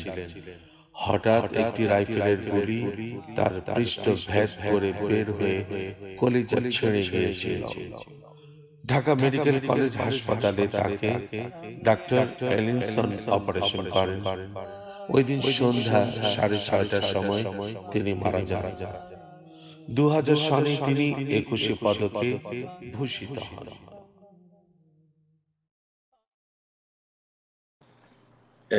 এই ছিল প্রিয় দর্শক আমাদের ভাষা শহীদদের সংক্ষিপ্ত পরিচিতি। আমাদের অনুষ্ঠানের স্বার্থে আমরা কলেবরটা বড় করতে পারিনি।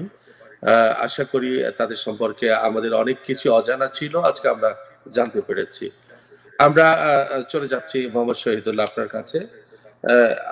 আমরা একটা বিষয় আপনার কাছ থেকে আমরা জানতে চাই যে একজন গবেষক হিসেবে এবং একজন ধর্ম বিশারদ হিসাবেও আপনার কাছে আমাদের জিজ্ঞাসা যে ইবাদতের ক্ষেত্রে বা ধর্ম পালনের ক্ষেত্রে এই মাতৃভাষার গুরুত্বটা কতটুকু এবং এটার প্রয়োজনীয়তা আছে কি আদৌ? ধন্যবাদ সম্মানিত উপস্থাপক, আপনাকে আবারও খুব চমৎকার আমরা একটি প্রেজেন্টেশন দেখলাম, অনেক তথ্যবহুল এটি। আশা করি উইজডম ইসলামিক টেলিভিশনের ফেসবুক, ইউটিউবে পরেও দেখা যাবে, দর্শকরা উপকৃত হবেন এবং ভয়েসটিও খুব সুন্দর, প্রাণবন্ত ছিল।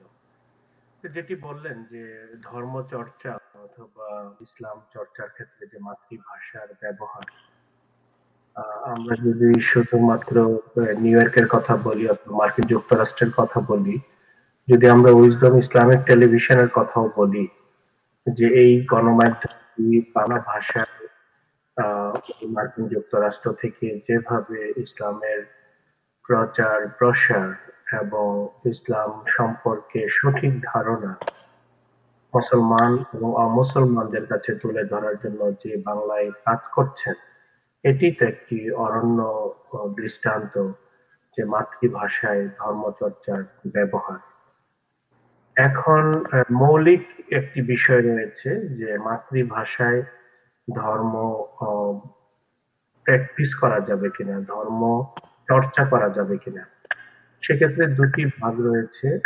আপনি হয়তো বিষয়টি আরো খোলাসা করবেন পরবর্তীতে এই অনুষ্ঠান অথবা অন্য অনুষ্ঠানে। সেটি হচ্ছে আমাদের ফরজ যে ইবাদত গুলো রয়েছে, ধরেন যদি আমরা প্রথমেই কালেমার কথা বলি, তাওহীদের কথা বলি, সেক্ষেত্রে মনে মনে অথবা কার্যক্রমে যদি আমরা মাতৃভাষার ব্যবহারের মধ্য দিয়ে আল্লাহকে বিশ্বাস করি, সেই সঙ্গে কিন্তু আরবিতে আমাদেরকে তাওহীদ কালেমা সেটি কিন্তু আমাদেরকে উচ্চারণ করতে হবে, এটি শরিয়ার যে বিধান অনুযায়ী।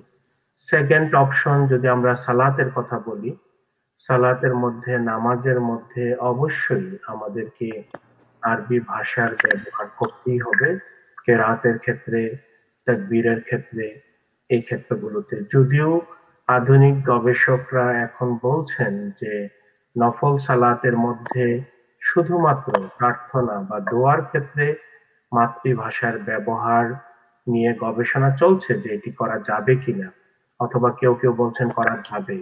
শুধুমাত্র নফল সালাতের ভিতরে দোয়া করার ক্ষেত্রেই মাতৃভাষার ব্যবহারের একটি বিষয় আমরা গবেষকদের কাছ থেকে পাই, যারা আধুনিক গবেষণা করছেন। এর বাইরে কোনো নামাজের মধ্যেই, কোনো অবস্থাতেই আরবি তেলাওয়াত অথবা মানে আরবি ভাষার মাধ্যমেই কোরআনের তেলাওয়াত অথবা অন্যান্য যে দোয়া, তাসবিহ, তাহলিল রয়েছে, সেগুলোর তেলাওয়াত আমাদেরকে করার বাধ্যতা রয়েছে। যদি আমরা রোজার দিকে দেখি, সেখানে তো আসলে নিয়ত অথবা রোজা রাখা এক্ষেত্রে মাতৃভাষার কোনো ব্যবহারের উপযোগিতা তেমন নেই। যদি আমরা জাকাতের দেখি, সেখানেও তেমন কোনো বিষয় নেই, যেহেতু অর্থ দিয়ে আমরা আদায় করে ফেলি। কিন্তু পরবর্তীতে হজের যে বিষয়টি রয়েছে, সেখানেও কিন্তু আরবি ভাষার ব্যবহারের কিছু বাধ্যবাধকতা রয়েছে। সেটি তাকবীরের ক্ষেত্রে, নির্দিষ্ট দোয়ার ক্ষেত্রে, নির্দিষ্ট জায়গায় অবস্থানের ক্ষেত্রে। সামগ্রিকভাবে যদি আমরা দেখি যে ইবাদতের ক্ষেত্রে মাতৃভাষার ব্যবহার, ইবাদত করতে কোনো বাধা নেই। কিন্তু আরেকটি গুরুত্বপূর্ণ বিষয়, সেটা হচ্ছে পবিত্র কোরআনুল কারীম তেলাওয়াতের ক্ষেত্রে তেলাওয়াত মাতৃভাষার বাংলা উচ্চারণ দেখে করা যাবে কিনা, এই বিষয়টি নিয়েও ব্যাপক গবেষণার ক্ষেত্র তৈরি হয়েছে। যদি ঢাকা বিশ্ববিদ্যালয়ের গবেষণা পত্রিকা এবং আমরা ইউসুফ কারদাবির যে আর্টিকেলের বাংলা অনুবাদ অথবা ইংলিশে অনুবাদ, সেখানে মাতৃভাষায় প্রাথমিক পর্যায়ে যারা কোরআন পড়তে চান, যিনি একদমই পড়তে পারেন না অথবা কোনো ধরনের আরবির কোনো জ্ঞানই নেই, তিনি মাতৃভাষায় সেই শব্দগুলোকে চেনার জন্য, সেই হরফগুলোকে চেনার জন্য তিনি মাতৃভাষার ব্যবহার করতে পারবেন। কিন্তু সেটি এমন নয় যে সারা জীবন কেউ পরিকল্পনা করে বাংলায় উচ্চারণ দেখেই কোরআন পড়বেন, তেলাওয়াত করবেন, এই বিষয়টি কোনোভাবেই গ্রহণযোগ্য নয়। যেহেতু কোনো ভাষাতেই কোনো প্রতি শব্দায়নে, যে প্রতি বর্ণের যে শব্দায়নে কিন্তু কোনোভাবেই আরবির কিছু হরফের উচ্চারণ করা সম্ভব নয়, যার ফলে গবেষক অথবা শরিয়ার বিষয়ে যারা সিদ্ধান্ত দিচ্ছেন তাদের এটি চূড়ান্ত সিদ্ধান্ত যে মাতৃভাষায় কোরআনের উচ্চারণ দেখে নিয়মিত তেলাওয়াত করার কোনো পদ্ধতি গ্রহণ করা যাবে না। এই দুটি বিষয়। ৩ নম্বর যে বিষয়টি আমাদের সমাজ অথবা আমাদের প্রতিবেশীদের মধ্যে দেখি, সেটি হচ্ছে জুমার দিনের খুতবা মাতৃভাষায় দেয়া যাবে কিনা। এই বিষয়টি নিয়েও গবেষণা এবং আলোচনা রয়েছে। আমরা তর্ক বলবো না এই জন্যই, কারণ এই প্রত্যেকটা বিষয়ই শুধুমাত্র একাডেমিক লেভেলের, এগুলো সাধারণ কোনো মুসলমানের দৈনন্দিন জীবনে ইসলাম চর্চার জন্য বাধ্যবাধক কোনো বিষয় নয়। এই বিষয়গুলো একাডেমিক ক্ষেত্রে যারা স্কলার রয়েছেন তারাই শুধুমাত্র এই বিষয়গুলো নিয়ে কথা বলবেন, মন্তব্য করবেন এবং যুক্তি উপস্থাপন করবেন গবেষণার টেবিলে। তো এই জুমার খুতবায় মাতৃভাষার ব্যবহার অবশ্যই জুমার খুতবায়, যেহেতু সাপ্তাহিক, এক সপ্তাহের পিছনের এক সপ্তাহের পর্যালোচনা এবং আগামী এক সপ্তাহের কিভাবে সেই মুসলিম কমিউনিটি তাদের জীবন যাপন করবেন তার ধারণা দিবেন অবশ্যই খতিব মাতৃভাষায়, অথবা অধিকাংশ মানুষ যে ভাষায় কথা বুঝেন সেই মসজিদে সে ভাষায়। কিন্তু নামাজের অংশ হিসেবে যে খুতবা রয়েছে সেটা আরবিতেই উপস্থাপন করতে হবে খতিবকে। এই সিদ্ধান্ত এখন পর্যন্ত চূড়ান্ত বলে আমার ধারণা এবং আমি যতটুকু জানি। এই যে নামাজের মধ্যে কোরআন তেলাওয়াতের আরবি ভাষার পরিবর্তে বাংলায় অনুবাদ করার সে বিষয়টি, তারপরে হচ্ছে পবিত্র কোরআনের উচ্চারণ মাতৃভাষায় উচ্চারণ দেখে তেলাওয়াত, তারপর হচ্ছে জুমার খুতবায়। এইভাবে যদি আমরা এই বিষয়গুলো গবেষণা করি এবং এগুলোর যে সিদ্ধান্ত রয়েছে সেগুলো আমরা মানার চেষ্টা করব। দ্বিতীয় যে বিষয়টি সেটি হচ্ছে নিউ ইয়র্কে প্রায় 435টি মসজিদ রয়েছে, যার মধ্যে প্রায় 92 অথবা 95টি মসজিদ বাংলাদেশি মুসল্লি এবং ম্যানেজমেন্ট দ্বারা পরিচালিত এবং ইমাম খতিবরাও বাংলাদেশি, যেখানে বাংলায় ইসলাম প্রচারের অথবা ইসলাম চর্চার যে বিষয়টি যদি আমরা এই আলোচনার অংশ হিসেবে বলি, তাহলে সেখানে আমরা জুমার খুতবা দেখি, সেখানে প্রতি শনিবার রোববার বাংলায় আলোচনা দেখি, প্রশ্নোত্তর দেখি এবং সেখান থেকে বিভিন্ন ধরনের যে কাউন্সিলিং করা হয় বাংলায়, সেগুলো কিন্তু ইসলাম চর্চায় মাতৃভাষার যে ব্যবহার তা খুবই দৃশ্যমান। আমরা যদি এখানকার স্থানীয় লাইব্রেরিগুলোতে দেখি, নিউ ইয়র্কের কথা বলছি, অথবা মসজিদগুলোতে, সেখানে কিন্তু পবিত্র কোরআনের যে তর্জমা তাফসীর, সেখানে আমি বাংলা ভাষায় প্রচুর গ্রন্থ দিয়ে পবিত্র কোরআনের মসজিদের লাইব্রেরিতে আমি দেখেছি এবং দেখছি। ঠিক একইভাবে এখানকার স্থানীয় যে সরকারি লাইব্রেরিগুলো রয়েছে সেখানেও বাংলা বইয়ের মানে সহজলভ্য তা আমি দেখেছি। বিশেষ করে কুইন্স লাইব্রেরিতে তো একটি আলাদা কর্নারই রয়েছে যেখানে শুধুমাত্র বাংলা বই। ঠিক একইভাবে জাতিসংঘের যে ভাষাগুলো ব্যবহার হয় অফিসিয়াল ওয়েবসাইটে, সেখানেও কিন্তু বাংলা ভাষা দৃশ্যমান এবং যেখানে জেনারেল অ্যাসেম্বলির যে বক্তব্যগুলো তার মধ্যেও যারা বিভিন্ন ভাষায় অনুবাদ শুনতে চান তাৎক্ষণিক, সেখানেও কিন্তু বাংলা ভাষার আমরা উপস্থিতি লক্ষ্য করি।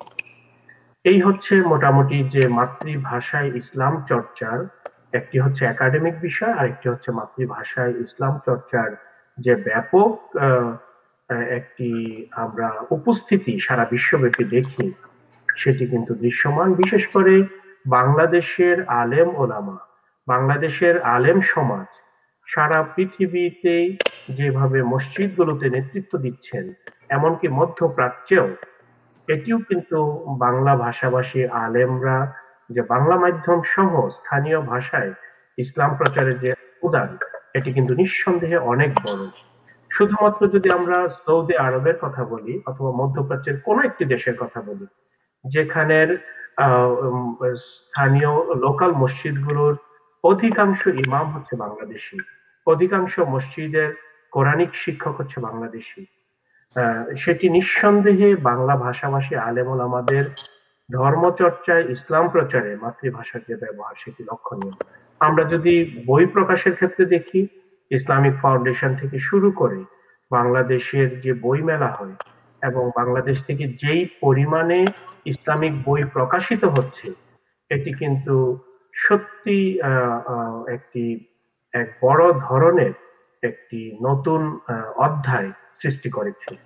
এবং গত বছর 2020 সনে আমরা দেখেছি অনলাইনে যে সবচেয়ে বেশি যেই বই বিক্রি হয়েছে, বেস্ট সেলার অথবা বেশি সংখ্যক, সেই তালিকার মধ্যে কিন্তু ইসলামিক কন্টেন্টের বইগুলোই কিন্তু প্রথম সারিতে রয়েছে।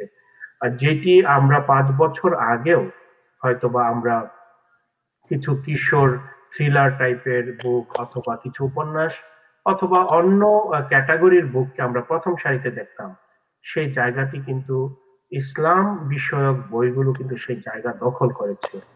আপনি এবং আমাদের দর্শকরা শুনে আরো খুশি হবেন যে এই মার্কিন যুক্তরাষ্ট্রের বেশ কিছু বিশ্ববিদ্যালয়ে যেখানে বাংলা শেখানো হয়, যেখানে বাংলা তাদের কারিকুলামের মধ্যে রয়েছে। শুধুমাত্র যদি আমরা কলম্বিয়া ইউনিভার্সিটি অথবা নিউ ইয়র্ক ইউনিভার্সিটির কথা বলি, আমাদের কিছুদিন আগেই প্রফেসর আবুল কালাম আজাদ, তিনি ইন্তেকাল করেছেন, আল্লাহ ওনাকে জান্নাত নসিব করুক। তিনি ছিলেন বাংলার একজন প্রফেসর নিউ ইয়র্ক ইউনিভার্সিটিতে। তিনি সেখানে শুধুমাত্র বাংলাই শেখাতেন। তিনি ইংরেজি মাধ্যম ব্যবহার করে তিনি বাংলা শেখাতেন সেখানে। এই যে তিনি একজন মুসলমান, তিনি একজন ধর্ম প্রাণ ব্যক্তি, এই যে ইসলাম এবং ইসলাম ধর্মের অনুপ্রেরণায় প্রিয় নবী সাল্লাল্লাহু আলাইহি ওয়াসাল্লাম তিনি শুদ্ধ আরবের সবচেয়ে যে শুদ্ধ ভাষাটি তিনি সেটি প্র্যাকটিস করতেন। যখন তিনি চিঠি লিখেছেন রোমে, তখন তিনি আরবিতে লিখেছেন। যখন তিনি তার কাছে ডেলিগেটরা এসেছেন মসজিদে নববীতে, তখন তিনি আরবিতে কথা বলেছেন, দোভাষী ছিল। যখন মসজিদে নববী পার্শ্ববর্তী এলাকায় কবিতার আসর জমেছে, তিনি যখন কবিতা শুনছেন, সেটি আরবি মাধ্যমে ছিল। এখানে আরবির চেয়ে বড় যে বিষয়টি সেটা হচ্ছে মাতৃভাষায় ছিল। এবং তিনি তো স্পষ্টই বলেছেন যে আমি 3 কারণে আরবিকে ভালোবাসি: আমার ভাষা, কোরআনের ভাষা এবং বেহেশতের ভাষা। এই সামগ্রিক বিবেচনায় যে বিষয়টি আমরা মধ্য কথায় বলতে চাই, একটি হচ্ছে ইসলামের শরীয়ত চর্চায় মাতৃভাষার ব্যবহার এটি গ্রহণীয়, এক্সেপ্ট কয়েকটি জায়গা ছাড়া।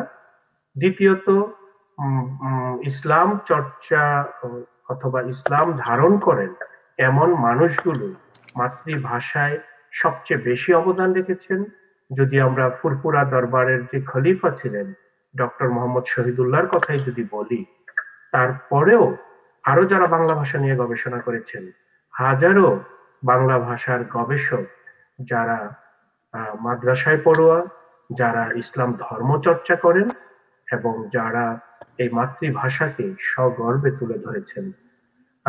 ধন্যবাদ খতিব আব্দুল হাকিম আজাদী আপনাকে, আপনার চমৎকার উপস্থাপনার জন্য। ধন্যবাদ উইজডম ইসলামিক টেলিভিশনকে আজকের এই ফেব্রুয়ারি অথবা ফাল্গুনের এই সময়ে এই গুরুত্বপূর্ণ অনুষ্ঠানের জন্য। এবং বেশ কিছু তথ্য নতুন করে শিখেছি জনাব শমশের আলী হেলাল আপনার কাছ থেকে। আপনার নেক এবং দীর্ঘ হায়াত কামনা করি।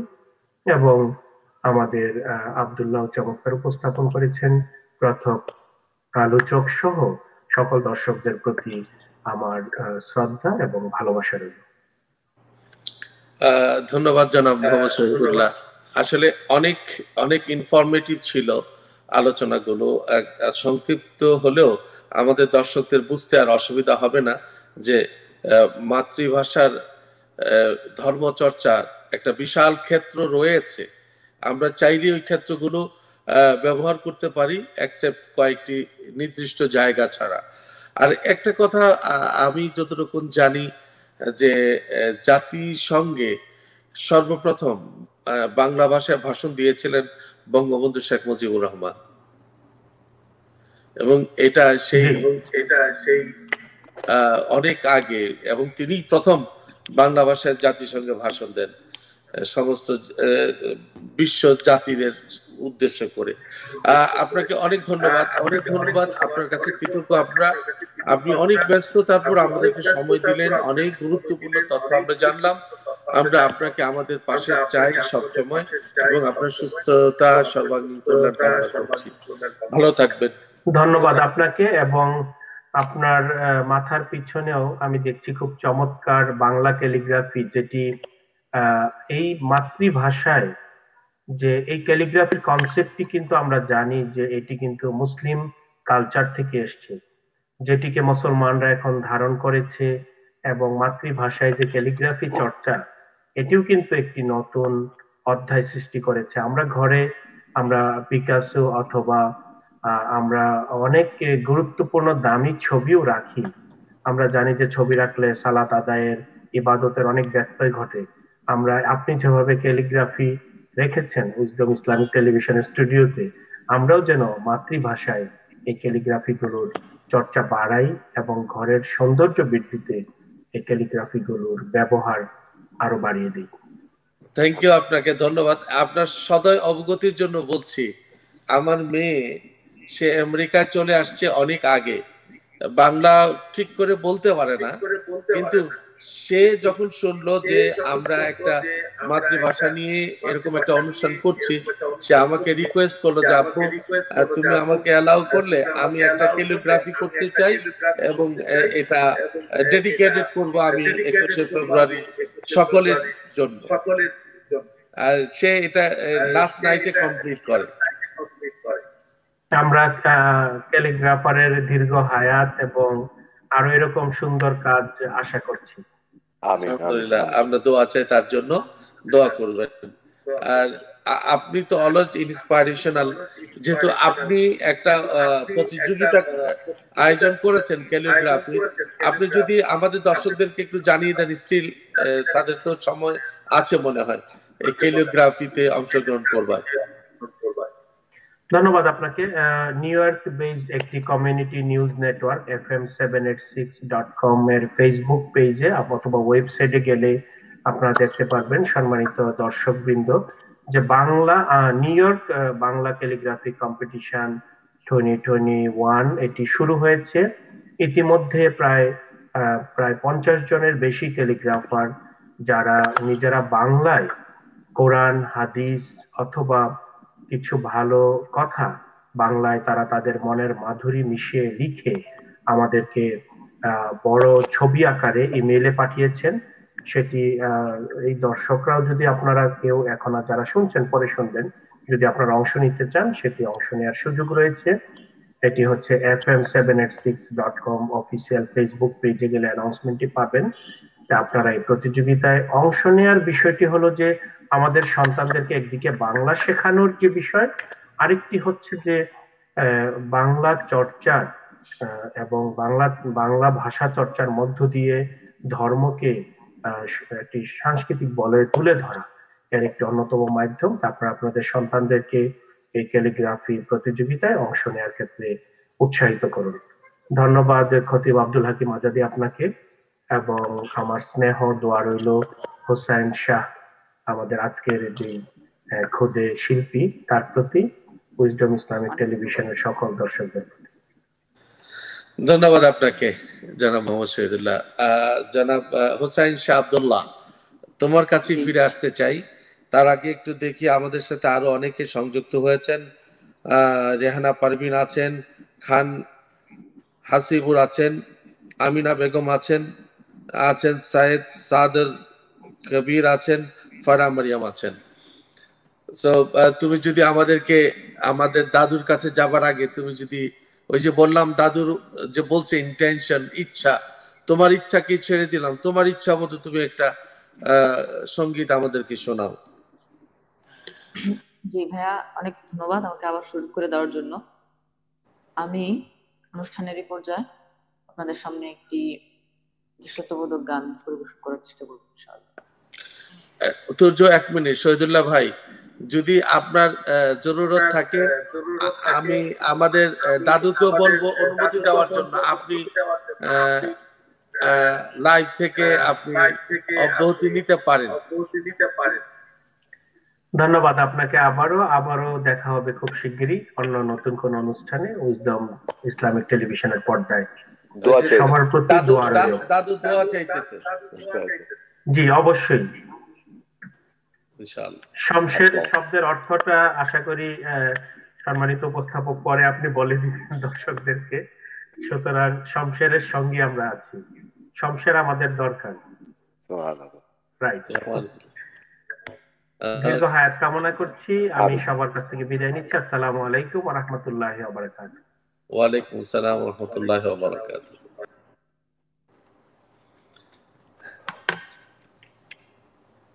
জি ভাই, আমি শুরু করছি তাহলে। হ্যাঁ, শুরু করো।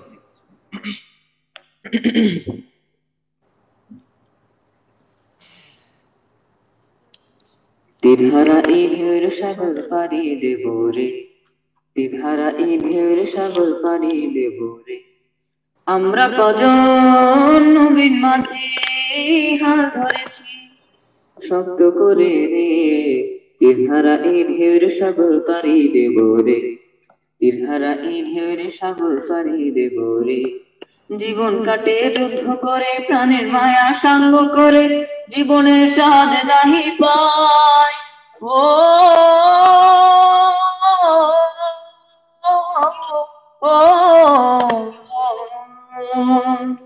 জীবন কাটে যুদ্ধ করে প্রাণের মায়া সাঙ্গ করে, জীবনের স্বাদ নাহি পায়, ঘর বাড়ির ঠিকানা নাই, দিন রাত্রি জানা নাই, চলা সীমানা সঠিক নাই, জানি শুধু চলতে হবে এ তোরই বাইতে হবে, জানি শুধু চলতে হবে এ তোরই বাইতে হবে, আমি যে সাগর মাঝি রে, তীরহারা এই ঢেউয়ের সাগর পাড়ি দেব রে, তীরহারা এই ঢেউয়ের সাগর পাড়ি দেব রে, জীবনের রঙে মুখকে টানে না, ফুলের ওই গন্ধ কেমন জানি না, জানি না, জোছনার দৃশ্য চোখে পড়ে না, না না না না, তারাও তো হলে কবু ডাকে না,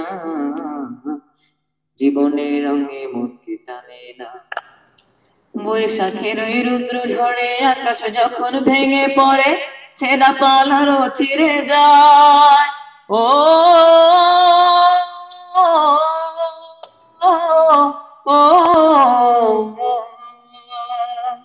বৈশাখের ওই রুদ্র ঝড়ে আকাশ যখন ভেঙে পড়ে, ছেঁড়া পালারও ছিঁড়ে যায়, হাতছানি দেয় বিদ্যুৎ আমায়, হঠাৎ কেঁদে শঙ্খ শোনায়, দেখি ওই ভোরের পাখি গায়, তবু তোরই বাইতে হবে খেয়া পানি দিতে হবে, তবু তোরই বাইতে হবে খেয়া পানি দিতে হবে, যতই ঝড় উঠুক সাগরে, তীরহারা এই ঢেউয়ের সাগর পাড়ি দেব রে, তীরহারা এই ঢেউয়ের সাগর পাড়ি দেব রে, তীরহারা এই ঢেউয়ের সাগর পাড়ি দেব রে, তীরহারা এই ঢেউয়ের সাগর পাড়ি দেব রে।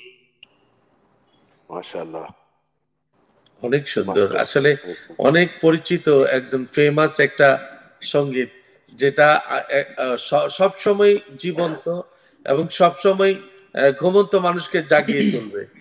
সো দাদু, আপনার কাছে আসছি। এবার কোনো মানে বাংলা ভাষার সেই প্রচলিত ভাষা নয়, আমি আপনার কাছ থেকে আপনার মায়ের ভাষায় কিছু উপদেশ শুনতে চাই, যা আমাদের দর্শকদের জন্য, আমাদের জন্য। আপনি আপনার এই উপদেশের পরই আমরা অনুষ্ঠান শেষ করব। ধন্যবাদ। মায়ের ভাষায়। ধন্যবাদ। মায়ের ভাষা মানে পাবনার ভাষা তো বলতে পারবো না, ওটা খুব একটা ঢাকায় ভাষায়, মানে কি আমার ভাষাটা ভিতরে সব মিলে যায়, তো এটা বলে আমি কমফোর্ট ফিল করি। আর ঢাকায় ভাষা বলতে গেলে ওই যে আপনি আগে বলছিলেন না যে অনেক রকমের ভাষা বের হয়ে যাবে, দেখা যাবে যে এই সুন্দর অনুষ্ঠানে একজন এমন একটা কথা শুনে সেটা নিয়ে চিন্তা করতে যে আসল জায়গা থেকে আমরা হারাই যাবো। আচ্ছা, হ্যাঁ, আমি সেই জায়গাটায় শুরুতে শুধু একটা কথা বলি, নামাজি যারা আছেন, নামাজে যারা পড়েন, আরবি আমাদেরকে চেষ্টা করতেই হবে। চেষ্টা করলে একটা উপকার হলো, যে জানে তার থেকে আপনি দামি বেশি, কারণ যে জানে সে একটা অক্ষরে 10টা সওয়াব পায়, আর যে জানে না সে যদি সারা জীবন চেষ্টা করতে থাকে 20টা করে পায়। আমি হইলো সেই দলের একজন। তো সেহেতু এটা হলো 1 নম্বর। আর 2 নম্বর কথা হলো, নামাজ যখন পড়তে যাই তখন মনের ভিতরে অনেক রকমের চিন্তা আসে, সেটা কিন্তু আরবিতে আসে না, সেটা কিন্তু নিজের মায়ের ভাষায় আসে। হ্যাঁ, যে যে ভাষা জানে, অনেক রকমের চিন্তা, চিটাগাং বরিশাল অনেক জায়গায় আমরা ঘোরাঘুরি করি। তো সেহেতু এটার যদি বাংলা ভাষায় যদি অর্থটাকে আমরা একটু জেনে নিতে পারি, তাহলে নামাজের ভিতর যে কনসেন্ট্রেশনটা আসবে তখন আমার মনটা এদিক ওদিক ঘুরবে না। এটা হলো 1 নম্বর আমার হলো উপদেশ সকলের জন্য মনে রাখার জন্য। আর 2 নম্বর হলো, যেহেতু আমাদের ভিতরে নামাজের ভিতরে অনেক চিন্তা আসে, নামাজের শেষে কিন্তু আমরা আস্তাগফিরুল্লাহ পড়ি, তার মানে কি সবকিছুর জন্য আল্লাহর কাছে ক্ষমা চাই। যে সেহেতু নামাজের ভিতরে মনের ভিতরে এই চিন্তাগুলি যদি আসে, সেজদায় যায় সুবহান রাব্বিল আলা বলার পরে আল্লাহর পায়ের সামনে যখন আমি মাথা নত করে আসি, তখন যদি আমার মনের কোনো কথা থাকে, সেটা যদি তার ভাষায় ভিতরে ভিতরে হতে থাকে, হ্যাঁ, আমার কাছে মনে হয় নামাজের পরে আল্লাহ আস্তাগফিরুল্লাহ বললে আল্লাহ আমাদেরকে মাফ করে দিবেন, এবং সেটা আল্লাহ বুঝবেন এবং আমাদেরকে সেই কথা, মানে তার সঙ্গে যে কমিউনিকেশন করতেছি, সেই কমিউনিকেশনের মাধ্যমে যদি আমার আচরণে সেটাকে আমি বহিঃপ্রকাশ করতে পারি, তাহলে আমি বিশ্বাস করি নামাজের ওই ভুল ত্রুটি মাফ করে দিয়ে আচরণের কারণে আমাদেরকে আল্লাহ সুবহানাহু ওয়া তাআলা মূল্যায়ন করবেন। এটা হলো আমার একটা সামান্য ধারণা, আমি ভাইদের কাছ থেকে শিখতে যাই, যা বুঝছি সেখান থেকে আমি আমার ধারণাটাকে শেয়ার করলাম। এটা আমার মতামত, ভুল হলে দোষ আমার, যদি সুন্দর হয় এটা সমস্ত প্রশংসা আল্লাহ। আমি সকলের কাছে এখন যে অনুরোধটা করতে চাই সেটা হলো যে, আমরা সকলেই জানি পৃথিবী আমার আসল ঠিকানা নয়, একটা গান আছে আমি শুনছিলাম, এই কথাটা আমরা জানি। সেহেতু মিছে এই হানাহানি কাটাকাটি মারামারির যে জায়গাটা আছে, সেই জায়গাটাকে সংশোধিত করার জন্য, সংশোধন করার জন্য যে ইচ্ছাটার প্রয়োজন, সেটা পৃথিবী, শুধু বাংলাদেশ না, পৃথিবী ব্যাডলি নিডেড। প্রথম হলো, কারোর দোষ হলে তার জন্য যদি আপনি মনক্ষুণ্ণ হয়, এটা কাউকে বলার আগে আপনি আল্লাহর কাছে দোয়া করবেন। 2 নম্বর, তার সঙ্গে বন্ধুত্ব করবেন, তারপরে চেষ্টা করবেন। এটা হলো সহজ পথ। আমাদেরকে এই মুহূর্তে পৃথিবীতে, আমি যে এই দেশের ইংলিশে একটা বলছিলাম না, an intention develop societies happiness, anti intention destroy societies happiness. আজ এন্টি ইন্টেনশন বলতে আমি এটা বুঝাচ্ছি, যেভাবে আমাদের চলার নিয়ম ছিল, সেই নিয়মকে আমরা কোনো না কোনো কারণে ভাঙছি।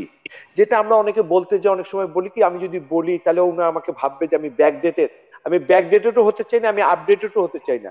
আমি রাইট নাও যে ডেটেড থাকলে, যে হাসির মাধ্যমে আমি অন্যের মনকে জয় করতে পারবো, যে কর্মের মাধ্যমে অন্যের দুঃখ দূর করতে পারবো, আমি সেই ডেটেড মানুষ হতে চাই।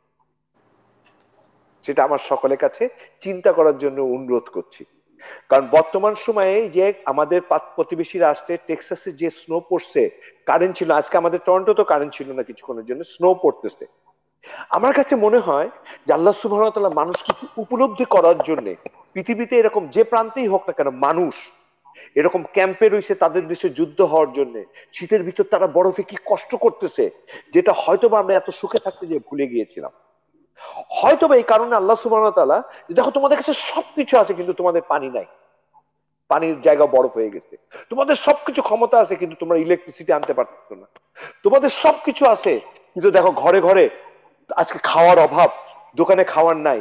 এটাতে যে উপলব্ধিটা হওয়ার কথা, সেই উপলব্ধি যদি মানুষের ভিতরে ফেরত এসে করোনার মাধ্যমে যদি সেই ফেরতটা আমরা আনতে পারি, বিশ্বাস করেন আল্লাহ মানুষকে বিভিন্ন ভাষা দিচ্ছে পরিচয়ের জন্য, অহংকার করার জন্য নয়।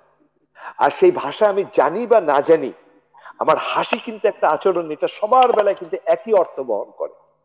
তাই আসুন এই ভাষা দিবসে একটি ইচ্ছাই দেবে শান্তি, সে ইচ্ছেটাকে পূরণ করার জন্য আমাদের কনসাসনেসের সঙ্গে, অন্য কারোর সঙ্গে না, we should talk to our consciousness.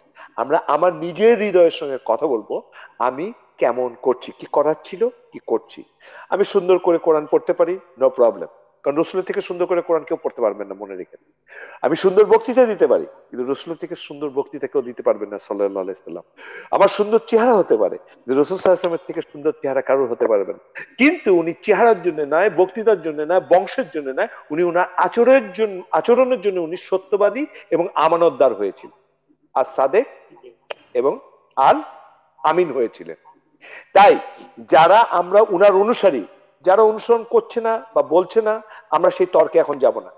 আমরা অনুসারী হিসেবে আমরা আমাদেরকে একটি ইচ্ছার মাধ্যমে সেই বিবেকের জায়গাটাকে যদি আবার পরিস্ফুটিত করে সবাইকে ক্ষমা করে দেওয়ার মনোবৃত্তি নিয়ে, কেউ আমাকে ভালোবাসুক আর না বাসুক, এই একটি স্লোগানকে যদি আমরা ইস্টাবলিশ করতে পারি, তাহলে মনে রেখেন হাসরের ময়দানে অনেক মানুষ যখন দুনিয়াতে আবার ফেরত আসতে চাবে, আল্লাহ সুবহানাহু ওয়া তাআলা বলছে, অনেকে বলবে যে আল্লাহ আমাকে আরেকবার পাঠাও। আর সেই জায়গাটায় আমি আর একবার আসতে চাবো, কিন্তু না চাওয়ার সম্ভাবনা থাকবে এই জন্যে যে আমার ব্যাংকে কিছু, অ্যাকাউন্টে কিছু সম্পদ রয়ে গেছে। আর সেই সম্পদটা হাসি দিয়ে কিনা সম্ভব, আচরণ দিয়ে কিনা সম্ভব, ক্ষমা দিয়ে কিনা সম্ভব, আমার অর্থকে অন্যের সঙ্গে ব্যবহারের মাধ্যমে, যার নাই তার সঙ্গে ব্যবহারের মাধ্যমে, প্রতিবেশীর খবর রাখার মাধ্যমে, মা বাবার সামনে একটা হাসি দিয়ে কিনা সম্ভব। তাই আমি এই মাতৃভাষার এই দিবসে এসে, মাতৃভাষার 21শে ফেব্রুয়ারি 71 এবং 70 যে ভালোবাসা পেয়েছি সেটাকে ধারণ করে এখনো রাখি দেখেই এত বছর পরেও দেশে যাই এবং বিদেশের থেকে যে শিক্ষাগুলি শিখেছি এই দেশে এসে সেই শিক্ষাগুলিকে চেষ্টা করি সকলের সঙ্গে একটু শেয়ার করতে, স্পেশালি ইয়াংদের সঙ্গে, কারণ আমি জানি তারা আমার থেকে বেশি বুঝে। কারণ এই যে যে যন্ত্রটা আছে না, এই যন্ত্রটার ভিতরে অনেক সময় আমি সবকিছু ঠিক মতন করতে পারি না, আর এদের কাছ থেকে শিখছি। আবার এদের কাছ থেকে শিখার পরে আমার কাছে যে জিনিসগুলি, সম্পদগুলি আমি পৃথিবীতে চলতে যে উইজডম, উইজডম কাকে বলে? সঠিক সময় সঠিক সিদ্ধান্ত নিতে পারাকে, মানে আমি এখন রাগ না করে, রাগ করলে সবকিছু মারামারি হতে পারে, সেই জায়গাটায় সঠিক সিদ্ধান্ত নিয়ে ভালোবাসার যে বই প্রকাশ করতে পারে তাকে উইজডম বলা হয়। তাই আমি আজকে এই সুন্দর অনুষ্ঠান থেকে সকলের কাছে অনুরোধ করতেছি যে আমরা আসুন, যা হয়ে গেছে don't try to go back, কারণ ওখানে জেলেও কিছু করতে পারবেন না, কারণ গতকালকের খাতায় কোনো কিছু ইচ্ছা করলেও লিখতে পারবেন না, আর আগামীকালকে খাতায় লিখতে চাইলেও এখন লিখতে পারবেন না।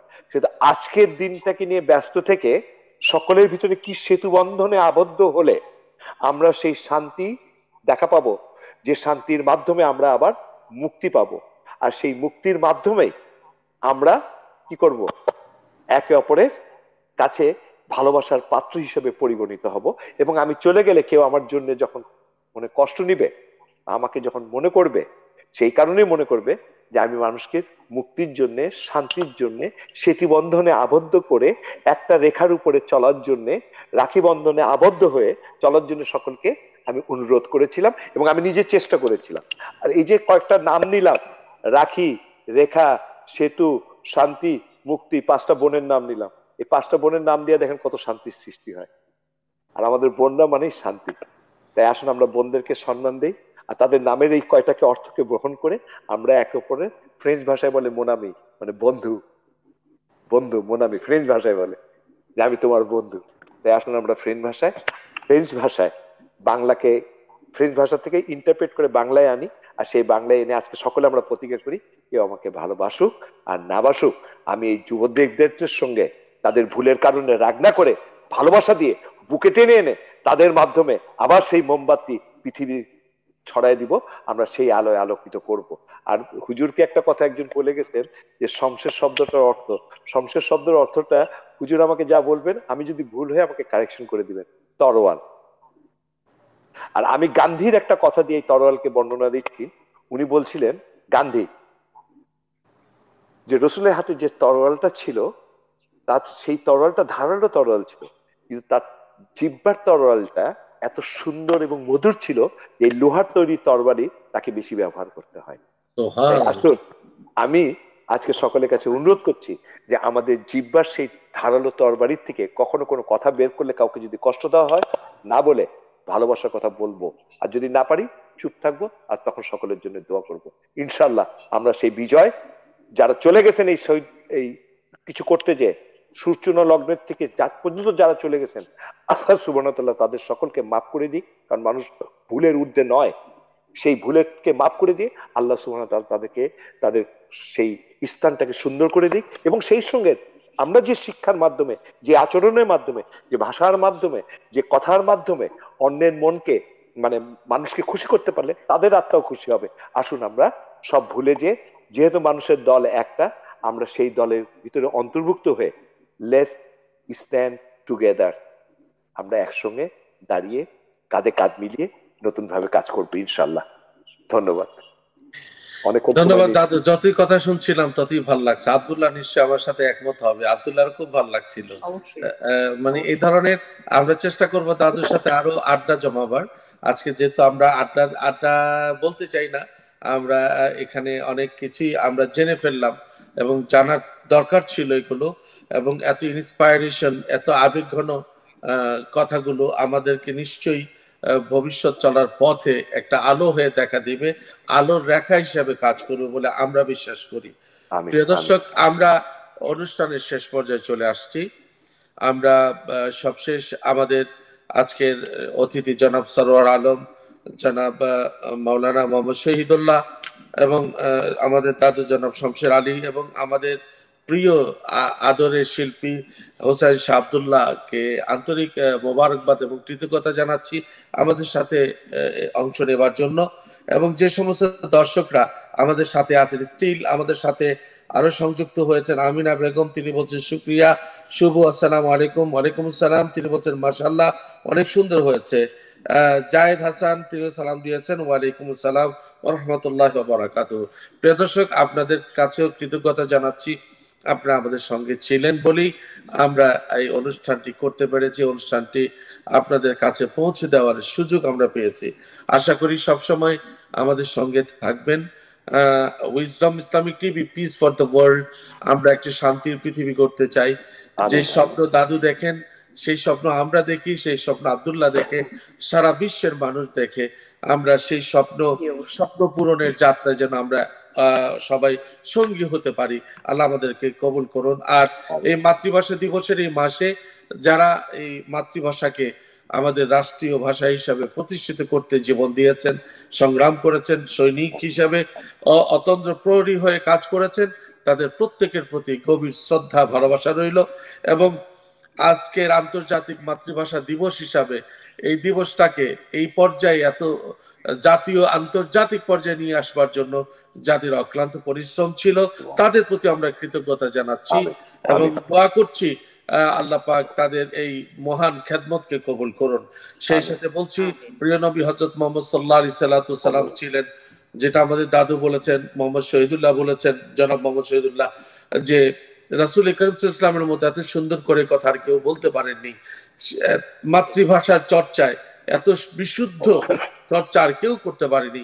আসুন আমরা প্রিয় নবী সাল্লাল্লাহু আলাইহি ওয়াসাল্লামের পবিত্র সুন্নতের অনুসারী হতে আমরা বিশুদ্ধভাবে মাতৃভাষার চর্চা করি। অটুট থাকুক মাতৃভাষার শক্তি, এ প্রত্যাশায় আগামী অনুষ্ঠান দেখার আমন্ত্রণ জানিয়ে এখানে শেষ করছি। আল্লাহ হাফেজ। আসসালামু আলাইকুম ওয়া রাহমাতুল্লাহি ওয়া বারাকাতুহু। ওয়ালাইকুম আসসালাম। আসসালামু আলাইকুম।